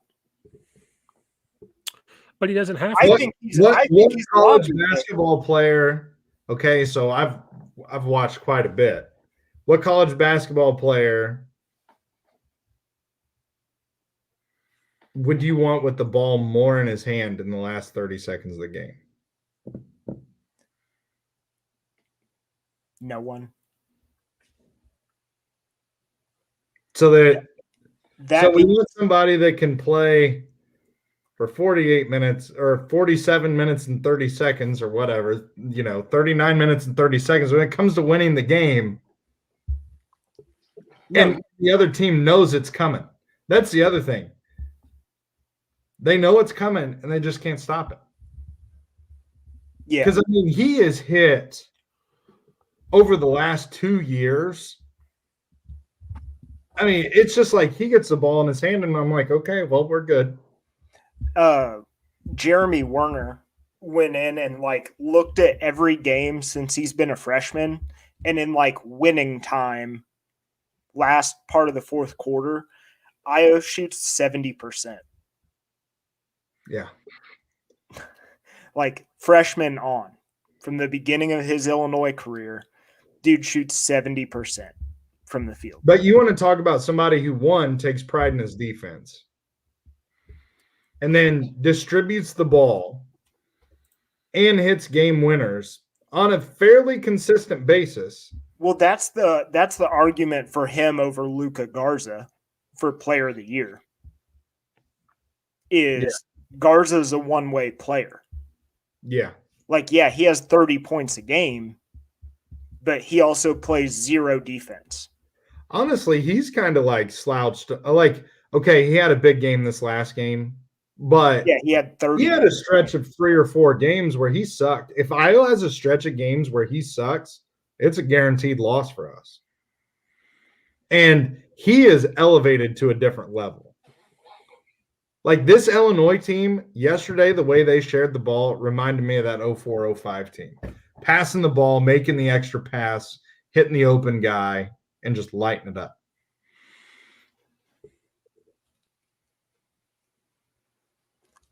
I agree. And his outside shooting has gotten better as he's been here. Yeah. I also think Io doesn't have a super dependable left hand. I could see that. But the NBA, half the time, they walk with the frickin' ball. They don't even play by the same rules as the college guys. No, it's a different game, and it's set up to be more offensively driven, which is to me, Io is who he is because his defense is so good. Mm-hmm. I think there's such a premium on NBA guys who will still play defense. Yeah. It's the same reason Patrick Beverley is an NBA player. That dude can't dribble a basketball, but he can play lockdown defense. Right. And Io is what, 6'3"? Is he 6'5"? 6'5", yeah. He's 6'5". So he's ideal NBA size. So you look at it, his field goal percentage, he's shooting almost 50% this year. On the season, 494. His freshman year, he was 435. Sophomore year, 484. This year, 494. 42% from 3. 51% from 2. 80% free throw shooter. I mean, like, it took my breath away when he put that dude on skates and hit that 15-foot jump shot yesterday. And then he did it again. Like, that physically took my breath away. That looked like it should have been on an and one mixtape. What about the one where he went from basically outlet to the rim and freaking did that Euro step, and that guy was like trying to make some sort of a defensive play and literally just fell on his ass. And he went to the basket at 2 guys. And at full speed. Yeah. You know, I know that we used to obsess over D Brown's speed, but you watch some of these guys run the floor now. It's insane. Like, I think Io could go from opposite 3-point to the rim in like 4 dribbles. Well, that's what that play, they counted it down. It was like 5 dribbles. That's insane. And that's against defense. To be that fast and that lengthy is crazy because people don't realize how lengthy he is. To have a Euro step like that in college before you even get to the pros is something that, like, a lot of guys never really develop. I think him staying in college though helps this. If he would have left earlier, he wouldn't be. So here's the deal. So his offensive rating. So this is per 100 possession or per 100 possessions, like how many points they produce. His freshman year, he was 104. Last year, he was 108. This year, he's 116. And then his defensive rating of points allowed per 100% possessions has went from 106 to 96. Like, they don't even average a point per possession with him on the floor. Is Trent Frazier going to be first team All Big Ten defense? He had like 7 steals yesterday. How can he not needs to be? And shut that dude down from Minnesota. If he isn't, I'm going to burn the Big Ten to the ground. It's going to be someone from Michigan. We'll just burn down. It'll be that Brooks guy who has a Jerry curl. It'll be that number 4 from Rutgers that I can't stand. No, you got to think about it. All defensive team. One of them will be the dude from Minnesota that leads basically the Big Ten in blocks and all that stuff. That's one. Even though we made him look bad, but he had a bad wheel. So yeah, he's hurt. And still had like 7 blocks. That was impressive. Like, to see him like block without fouling people. But you've got DeMonte Williams and Trent Frazier, but DeMonte's coming off the bench now, so I think he kind of cooled down a little bit. But you have Trent Frazier definitely has to be on there. And I think another one is when Io wants to stop somebody, tell me who's beat him. Nobody. And you watch him, like, it's crazy because you will see guys like at the end of the game when they have to produce offensively, it just doesn't happen on the other end. Yeah. When Io goes into like killer mode, his defense locks down too. Yeah. And like, I remember there was a point in the year where people were shitting on Adam Miller.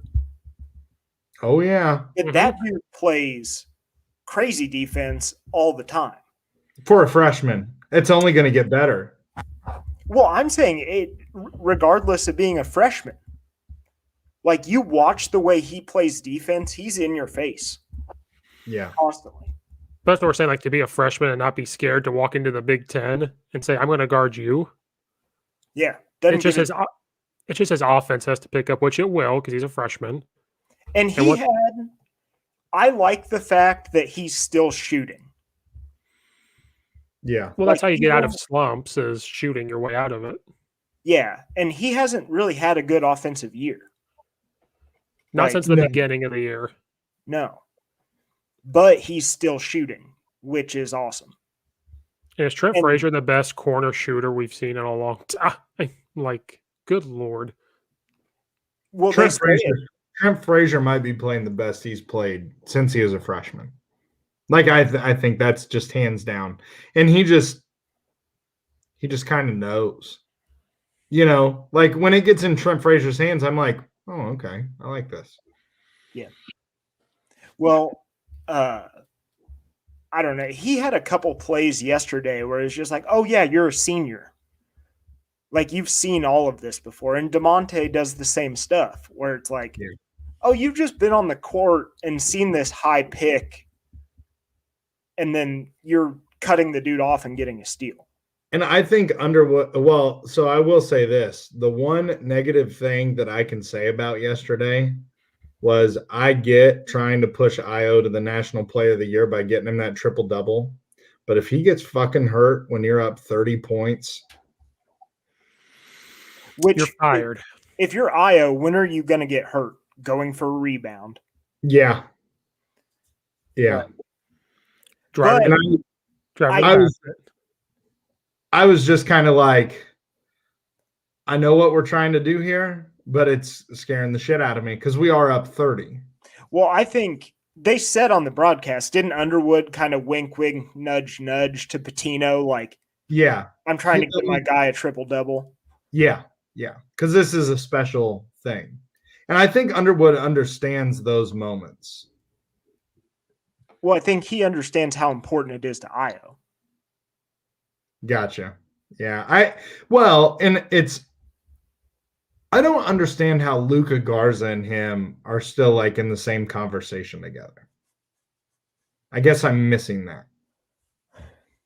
I think, well, we had this conversation in football, right? Like, if you're on the preseason list, you're going to stay on the list all season. Like, you have to come out and shit your pants to be taken off that list.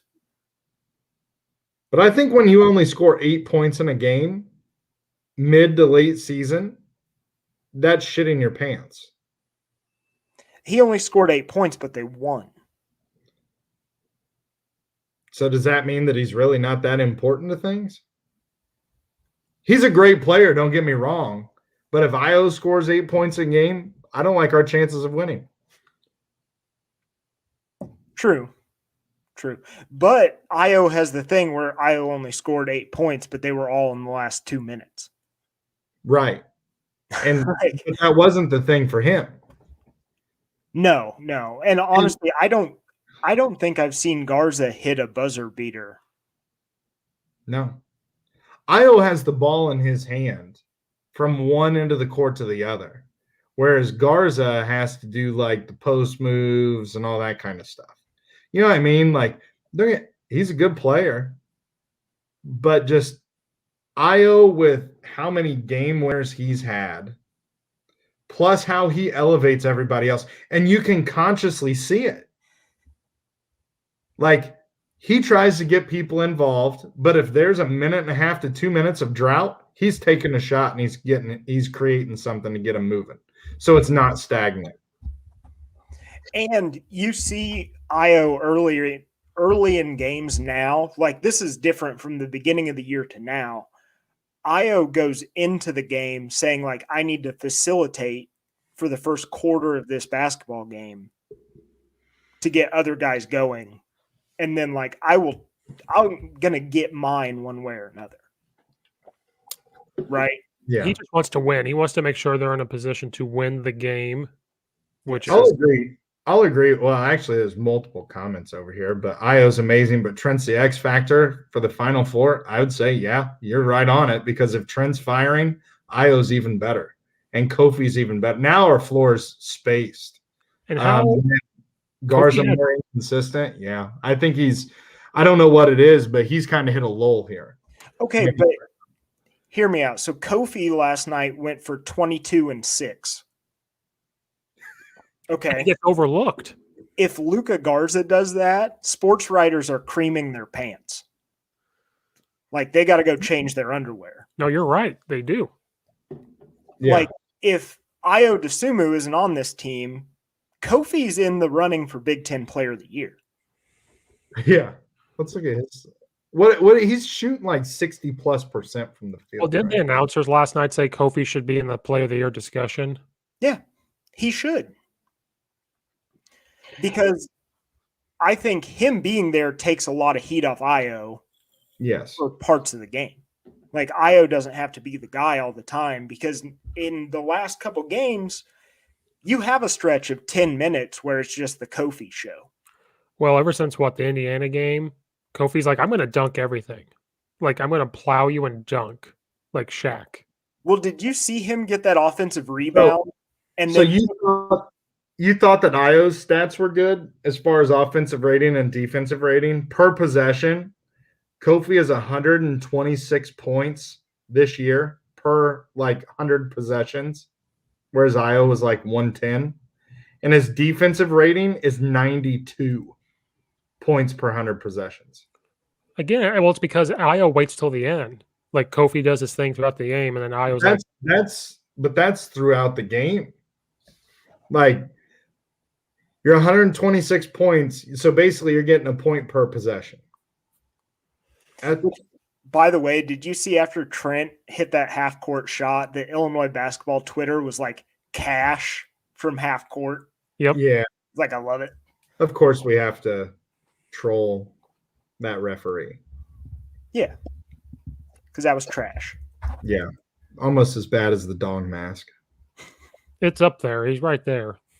But I mean, you think about it, right now in conference, Kofi is almost 70% from the field on twos.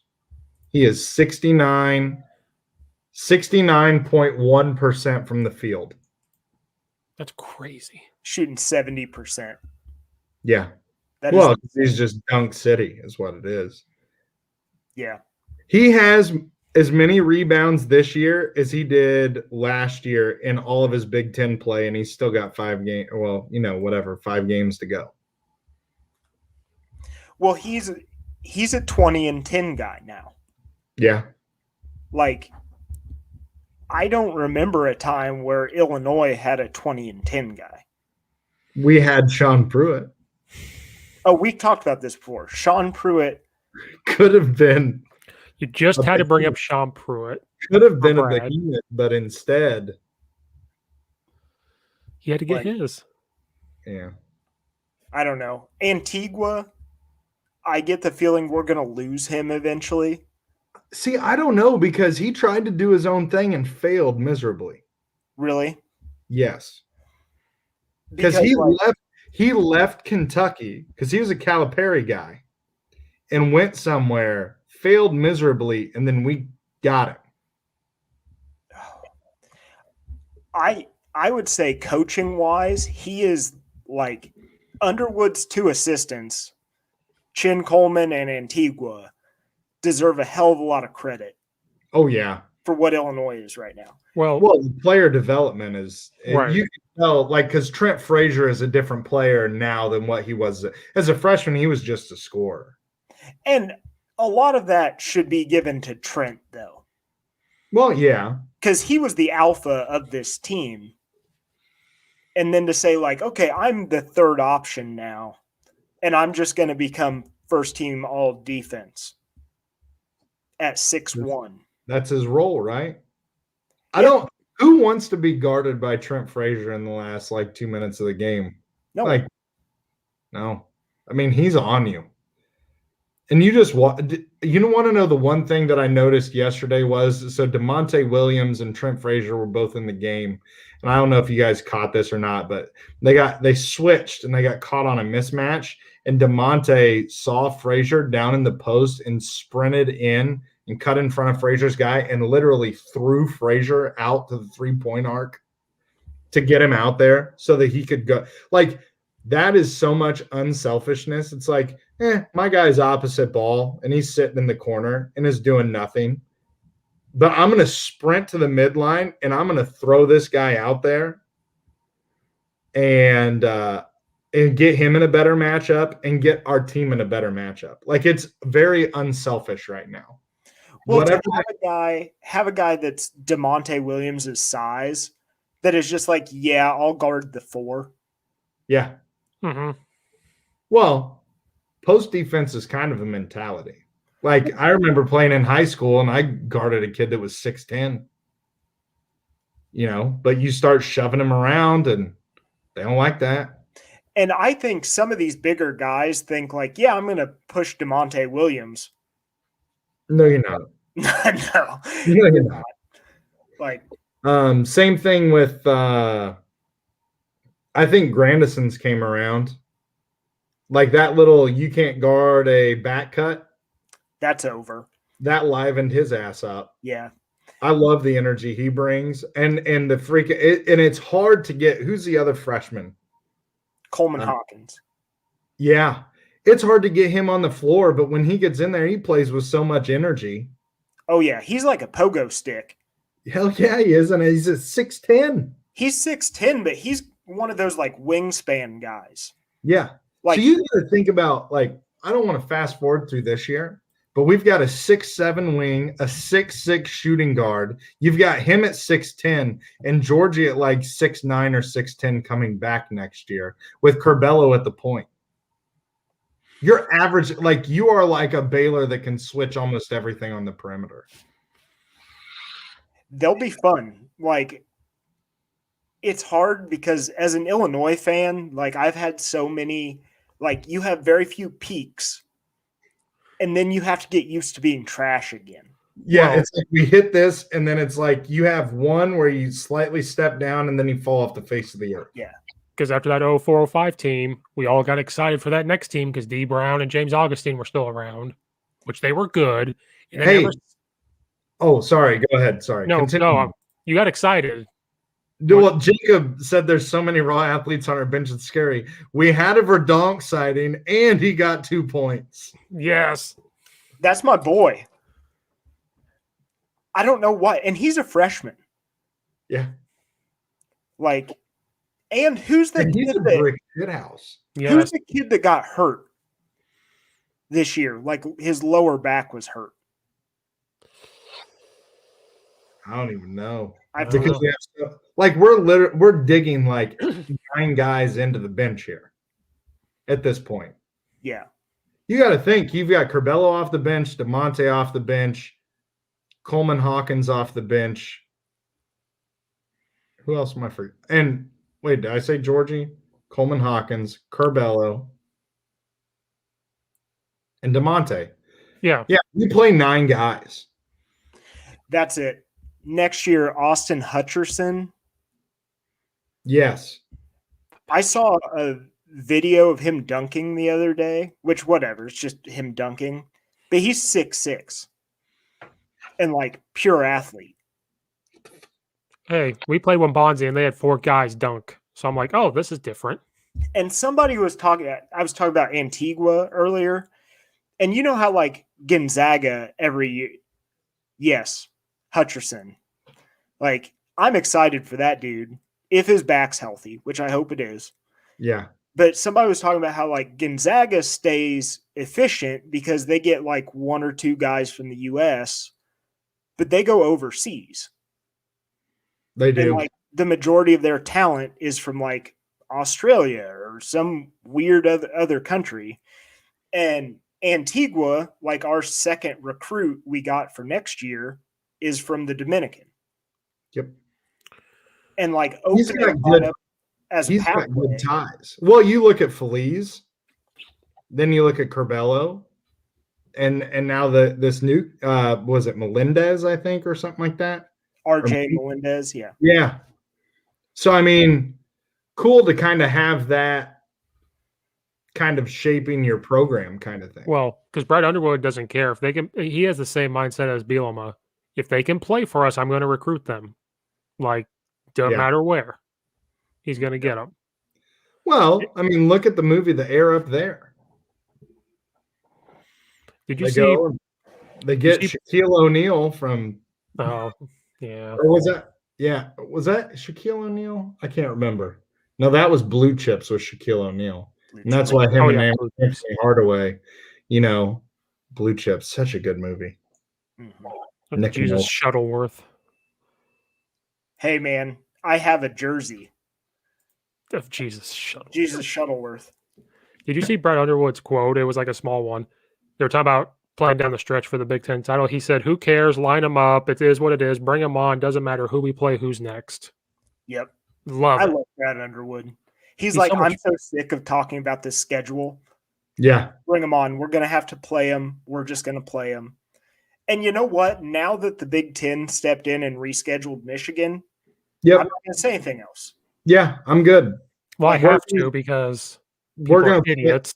We're gonna play it down the stretch. We're gonna play. And we don't in have reality, to sit here in this hypothetical world. I was shitting on Michigan so hard because like the rest of their athletic department played. Oh, And we can go on to the fired up segment now. Okay. And that was really my problem is like the rest of your athletic department played. No, And I agree. That's where I'm getting fired up because people are idiots. Idiots. And I just like, I'm glad they rescheduled. I wanted this game. Everyone wanted this game. Yes. And now we get it. Because ultimately, as fans, we don't want to sit here and do the hypothetical bullshit. We just want to see two teams play. And two of the top three teams in the Big Ten. And let's just be honest. Ever since Michigan came back, I've watched every single one of their games. You damn right. And I want to watch one now. So we got to make playing right now. And they are really good. Yeah, they are. Like they are deep. That fucking German dude. Yeah. Who sounds like he could be an SS guy. Like he like, oh, what's that? You were hanging out with Hitler last week. That's cool. Franz Wagner. Is that a swastika on your shoulder? Wagner. Yeah, it's Wagner. Yeah. And that dude is like smooth. No, can I go on a small? I need to go on a small rant. It's been building up. It is currently 12-12 right now. I'm just trying to say nice things about Michigan basketball because they play fun. Their style of play is fun to watch. They have that freshman that's 7'1", big goofy white guy that looks like he's 30 years old. Yeah, he's got like shoulder hair. Ohio State up too. Oh, it's Michigan Ohio State Day. Yeah, I have to root for Ohio State. Oh my God! Why are we doing this? That's why we need to hurry up. Why do you think I was on at 8:50 in the morning? What time is it? Like, how far into the game? 12:33 left. Yeah, there's a lot left. I've got to set it to record here because that's what I do. Like, I'm on the elliptical watching basketball games. I love, and honestly, like this is the game to watch. And then whoever wins this, Illinois plays them both. Yeah, they still have to play them again. Or Ohio State again. The rest of our schedule is brutal. Yes. And you want to know what? It gets us ready for the tournament. Yes. But I would not be surprised at all if we lost to Michigan State. I mean, I'm not going to be surprised if we lose one of these games. They came on a run last night on Indiana. Because I turned off the game because I was like, Indiana's got this. So we play Michigan State on Tuesday? Yeah. Oh, gross. Yeah, because they're one of those teams that's going to rebound the shit out of the ball and do the little things, and that could bother us. Basically, Nebraska. We have to play Nebraska again, too. Yes. Ohio State 19-14.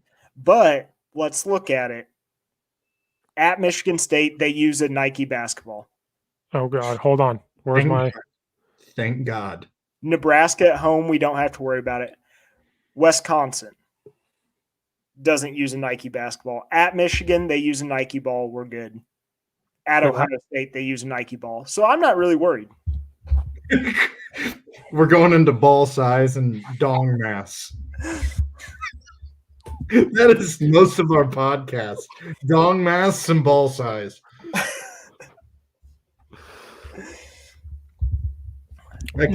Next week, you guys. Oh gosh. Okay, Steve, go on your Michigan run. Hurry up. Well, you guys have to help me out. No, we don't, because I'm happy that we're playing the game. No, I'm incredibly happy they rescheduled it. All I kept posting was they're shitting on Illinois' schedule, and I tried because we struggled with Nebraska and Northwestern, and I said it's the best tournament in basketball. Every game is a must-win. It's going to be tough no matter what. Everybody just calm down. And I tried to be funny with Chris Pratt, like shushing, like let's just calm down.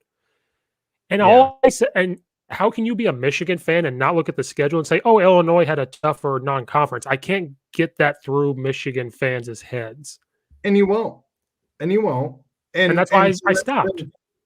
Well, my thing is after yesterday, when Michigan got trounced by 20 up at the barn, they know, oh, shit.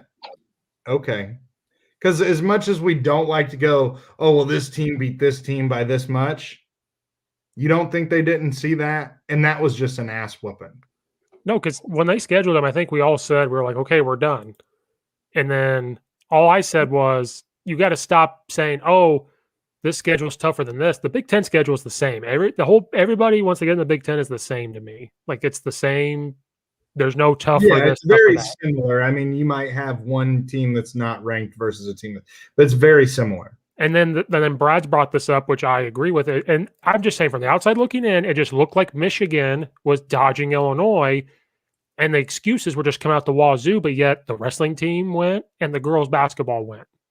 Yeah, well, and so that's the thing is I think there was so many stories about why it didn't happen that, okay, well then what is, if you have one message and that one message is consistent throughout. Right. It's kind of like when you tell a lie and then you have to tell another lie to cover up the lie. And you tell another lie to cover up the lie. Like, it eventually gets to that point where there's so many stories. It's like, okay, now we're just going to call a spade a spade. And when Illinois can't even tell you why, because they're trying to figure it out, and Brad Underwood is sitting there going, screw it, let's just play somebody else because he can't figure it out. Whitman can't figure it out. Like, Michigan fans need to realize we can find shit and know people that can find it, and we can figure out what's going on. And when they can't, but then the day after they were supposed to play us, he's talking about how he wants to go play. He'll play anybody in the park and that kind of shit. The day after, I was fine. Like, I was upset with the Michigan thing, but I wasn't angry until that. Until we'll play on the black court. We'll play outside on the blacktop. Yeah. Yeah. And I was like, yeah. You can't say that after, like, your entire athletic department played and you didn't. So yeah. The guy that wanted to argue. The women, I didn't even realize, are ranked 11th in the nation. Yeah, they're good. They're a good team, and they still. So there is a big disparity, though, in women's basketball as far as the good teams and the bad teams. So, like in the Big Ten, our conference is not a grinder as far as women's basketball. You know what I mean? It just looks bad, though, when they all got shut down, and then their excuses were, oh, practice time and this and that. Well, your girls didn't need that. Your wrestling team didn't need that. They manned up and played. You figure, if anything, wrestlers would need practice time more than anything because they have to maintain their weight. So, and the wrestling team had to play Ohio State. Right. Who's no joke. Yeah. So these Michigan fans that wanted to argue with me the other night when I'm trying to go to bed and have to get up at 5 a.m., I realized my sophomore kids are more important than this idiot trying to argue with me is what I thought. I was like, I'm going to bed. Go worry about your kids and this and that. And he wanted to talk about you guys, like the Illinois fanboys and bro and this and that. Go coach your team in Michigan and shut up. Worry about what you're doing. And then I said, if you don't like what we put, read something else. Like it doesn't matter. Here's the deal, Steve. When you start getting up there and you start having haters, dude, go to any celebrities like Twitter, and it's all the haters that make comments, which is fine. But it was just like have a good debate. Have a good debate about it. All I said was the non-conference schedule was better. We played Duke, we played Baylor, we tried to reschedule them. Well, that's a fact. Look at the strength of schedule. I mean, that is an analytical number that you cannot fudge. But what pissed me off was I said, oh, sorry, it took you overtime to beat Oakland. Then he goes, oh, sorry, you lost to Maryland and Rutgers. And that's where I have to come back and say, it's the Big Ten. Once we get in the Big Ten, it doesn't matter at that point. We played Rutgers with Ron Harper Jr., which is a different Rutgers team than some teams have had to face. Because Ron Harper Jr. always plays well against Illinois, it seems like. Stud. Yeah. So there's my mini rant of like, I'm done. I'm glad it's scheduled. If Michigan beats us, congratulations. They're a good team. We never said they weren't good. It was just from the outside looking in, looked pretty soft that you didn't want to work as hard as you could to schedule them. Yeah, you can't make a comment of, oh, we'll play you on the blacktop when you could have played the night before in a very nice Division I collegiate gym. That makes you look kind of silly. Right. That's all I'm saying. And I'm looking forward to this. I mean, we've got Ohio State and Michigan. Ohio State and Michigan are playing right now as we speak. Like, this is how you want the Big Ten Conference to end up if your team's in those top three. Because really, it's who can take care of business and take care of theirs. And Michigan, I hate you for making me root for Ohio State. Yeah, Damn go it. Bucks. Go Bucks. Not their football team. I'll never root for the football team. Yeah, screw their football team. Michigan tried to pull an Ohio State, even though God, they sucked at it. Continuing on. They still can't beat Ohio State at something. They can't even beat them at that would have been like playing. Michigan. That would have been like Ohio State canceling the football game with Michigan and then being like, "Oh, we'll play you in the street out in front of the stadium in some street ball. We'll park the cars for the lights and we'll play on the parking lot. We'll see you in the parking lot, the northeast lot of the assembly hall." Like, yeah. So there's my big rant. Somebody got me fired up, and I was done. I was like, you know what? Yeah. If you have an idiotic comment, I'm just never gonna say it. Like, go for it. I'm just. But the friendly stuff is fun because honestly, it is just we have two good teams and we get to talk trash to one another because our teams are really good. Yeah, and it's not like we're sitting here. Like I said earlier, like we don't get that very often. No, like, and we're not sitting. We are relevant.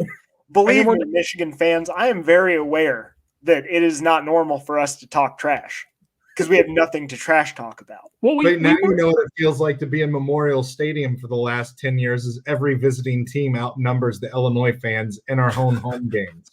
But we weren't even talking trash. Like, yeah, we said they were soft, but we never once said Illinois. But no. But hold on. Did one of us say Illinois is going to thump Michigan? We never once said something like that. We never said we were going to win. We just wanted them to play. Yeah, these people are like, oh, I can't wait for what did he say? Oh, I can't wait when Michigan thrashes Illinois. You'll see. And I'm like, we never said we would win. We just want to see them play. Yeah, we trash talk. Said come and get your beaten. Yeah, like and go to the back of the line. I did say that, and I don't care. I didn't, and I don't care because you want to know what? That's fun. We beat him twice. And then he goes, what is Illinois? He goes, sorry. He goes, worry about the tournament in March. And then I finally said, what has Michigan done? They haven't won national championships. So don't come at me. They had Jim Beeline, who's an amazing coach. Or not. Yeah, they had Beeline, who's coaching in the NBA right now. Oh, he is, isn't he? Yeah. Where'd he go? I forgot. Or is it Beeline or Boeheim? Son of a bitch. It's Michigan. Boeheim isn't. He coaches at some other school now. Because you're thinking he went to the NBA though for the Cavaliers, maybe. Jim Boeheim. Michigan up 3 right now. I don't know. The other day when Michigan played Rutgers, and they ran like a high pick and roll. And into the first half, and it was a long rebound to Wagner, and he just teardropped it in with like 1/10 of a second left. I was like, this team. So Illinois fans are absolutely obsessed with this fictional story you've made up because it's legitimately the only thing athletically that school has accomplished in a long time. Try to win in March. Hold on, sorry, that tournament UI has been in only 5 times in the last 15 years. I mean, it's true. Yeah, he's with the Cleveland Cavaliers right now. Oh. So next week when Michigan had a great college coach. Let's see what Howard does in the NCAA tournament. Next week when Michigan smacks Illinois, will that tougher schedule help them? And then this is their first round of playing people. Yeah. And honestly, us playing Baylor, I think that's the best team in the country. Then this is where he got Illinois beat Ohio University by 2, lost to Rutgers, took overtime to beat Nebraska. How are you supposed to try harder reschedule? Like, then the stuff just kind of came off the rails. I was like, it's the Big Ten. It doesn't matter. That's where it came off. And I was like, I'm done. I'm worried about my athletes more than you. Now I'm done. You gave that dude way too much time. Yeah. I was going to bed. He's a turd. He's a turd. He's a And I high hope he school. watches this and sees this, and I don't care. He knows everything, and it's okay. He And takes you it. know what? You disagreed with. I've always wanted to kind of root for Michigan, and then these fans No. just root. No, not basketball, like football. There's a part of me that's like, I kind of hope they do okay, just because I like Jim Harbaugh. It's like I kind of do. I know, but now these fans have shown up. I was like, nope. Now I hope Michigan never wins another thing ever again, ever. I'm gonna beat. They need to be beaten in the kneecaps with a bat. And like, okay, this goes back to what I was saying earlier. Like, I'm acutely aware I'm an Illinois fan, and we don't have a lot of room to talk about dynasties or anything. The Michigan football fan is the most annoying person. They're worse than Auburn. Michigan's up 22-19. Like every year, your daddy, Ohio State, comes in and spanks your ass. And puts you back in your kennel. Yeah, and you have to. It isn't even like you're a human. Like you're a dog. Yeah, you're literally. I love that analogy you just said. Remember who your daddy is, and it's Ohio State. Remember who your human is, because because you're like their dog. You're a beaten dog. Yeah, by Ohio State, and you know what? So is the rest of the Big Ten. So it's okay. We all are. Quit acting like you're something better than that, because you're not. Yeah. All right, I feel better now. You're 2-7 and have canceled umpteen million games. Meanwhile, the U of I has played with their 4th-string quarterback and played every basketball game that they could. All right, I feel better now. Idiots. How impressive is it that we haven't had a single game postponed because of us? Yeah. That comes on coaching and stuff. I think they really Brad Underwood. Athletes are bought in. If we do really well, is Brad Underwood coach of the year? If we do really well, yes, like in the tournament. I think that. Well, the Baylor coach will probably win it. But he's. I don't know. He did good last year too, and Underwood's turned this around. Underwood's built a program, whereas Baylor is flashy. Baylor has sustained some success here. Yeah. And Baylor is kind of the afterthought of the Big 12. He'll be Big Ten coach of the year. They always talk about Kansas. He'll be Big Ten coach of the year. Kansas or Texas. Yeah. Like Shaka Smart now that he has hair.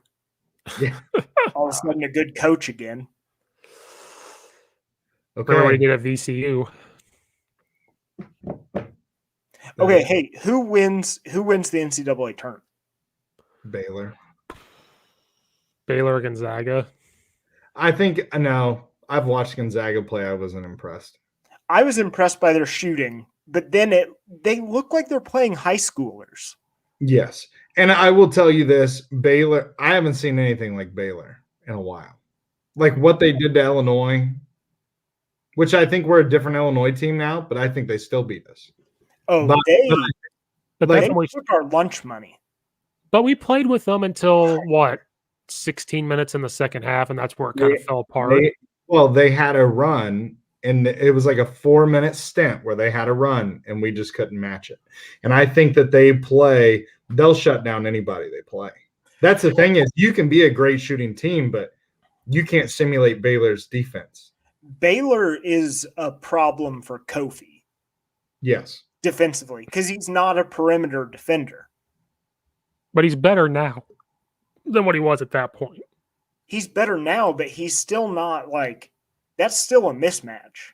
But I will say this, if Baylor does not lose before the tournament, I think their chances go down. Because I just don't see a team going undefeated and winning the title. But if there was ever going to be a team that did that, it would be Baylor. Because they're so built around their defense. They're not really an offensive basketball team. No. And they rely on their defense and turnovers and fast break. This is how we're going to score. After we played them, I'd make it a point to try to watch Baylor games. And it is so cool because Baylor's that team that will it's like a cat playing with a toy. And then eventually they're just okay, now we'll put the clamps on. And you just see players I can't even stand here. Yeah. Like these guys are just swarming us like bees. Yeah, I think with Baylor, if Baylor's in the championship game, which I think they will be, I think you'll see a game that's like in the 60s. You're not going to have a high scoring game. It is, and so you're going to have a team that takes care of the ball, which after the first 3 minutes of the first half yesterday, the U of I think only turned it over like 2 more times. We had 6 turnovers like early and then had 8 for the game. Well, you want to talk about a ding on Io turnovers. He turns the ball over a lot. I will research this. He does. His first triple-double game, he had 7 turnovers. Ooh. Yeah. No one talks about that because he does what he does. But, like, with Io comes turnovers. When you handle the ball that much, you are going to have turnovers. This is a good game. 34-32 Michigan with 4 minutes left. Yeah, we need to get off here. Yeah. We got Anything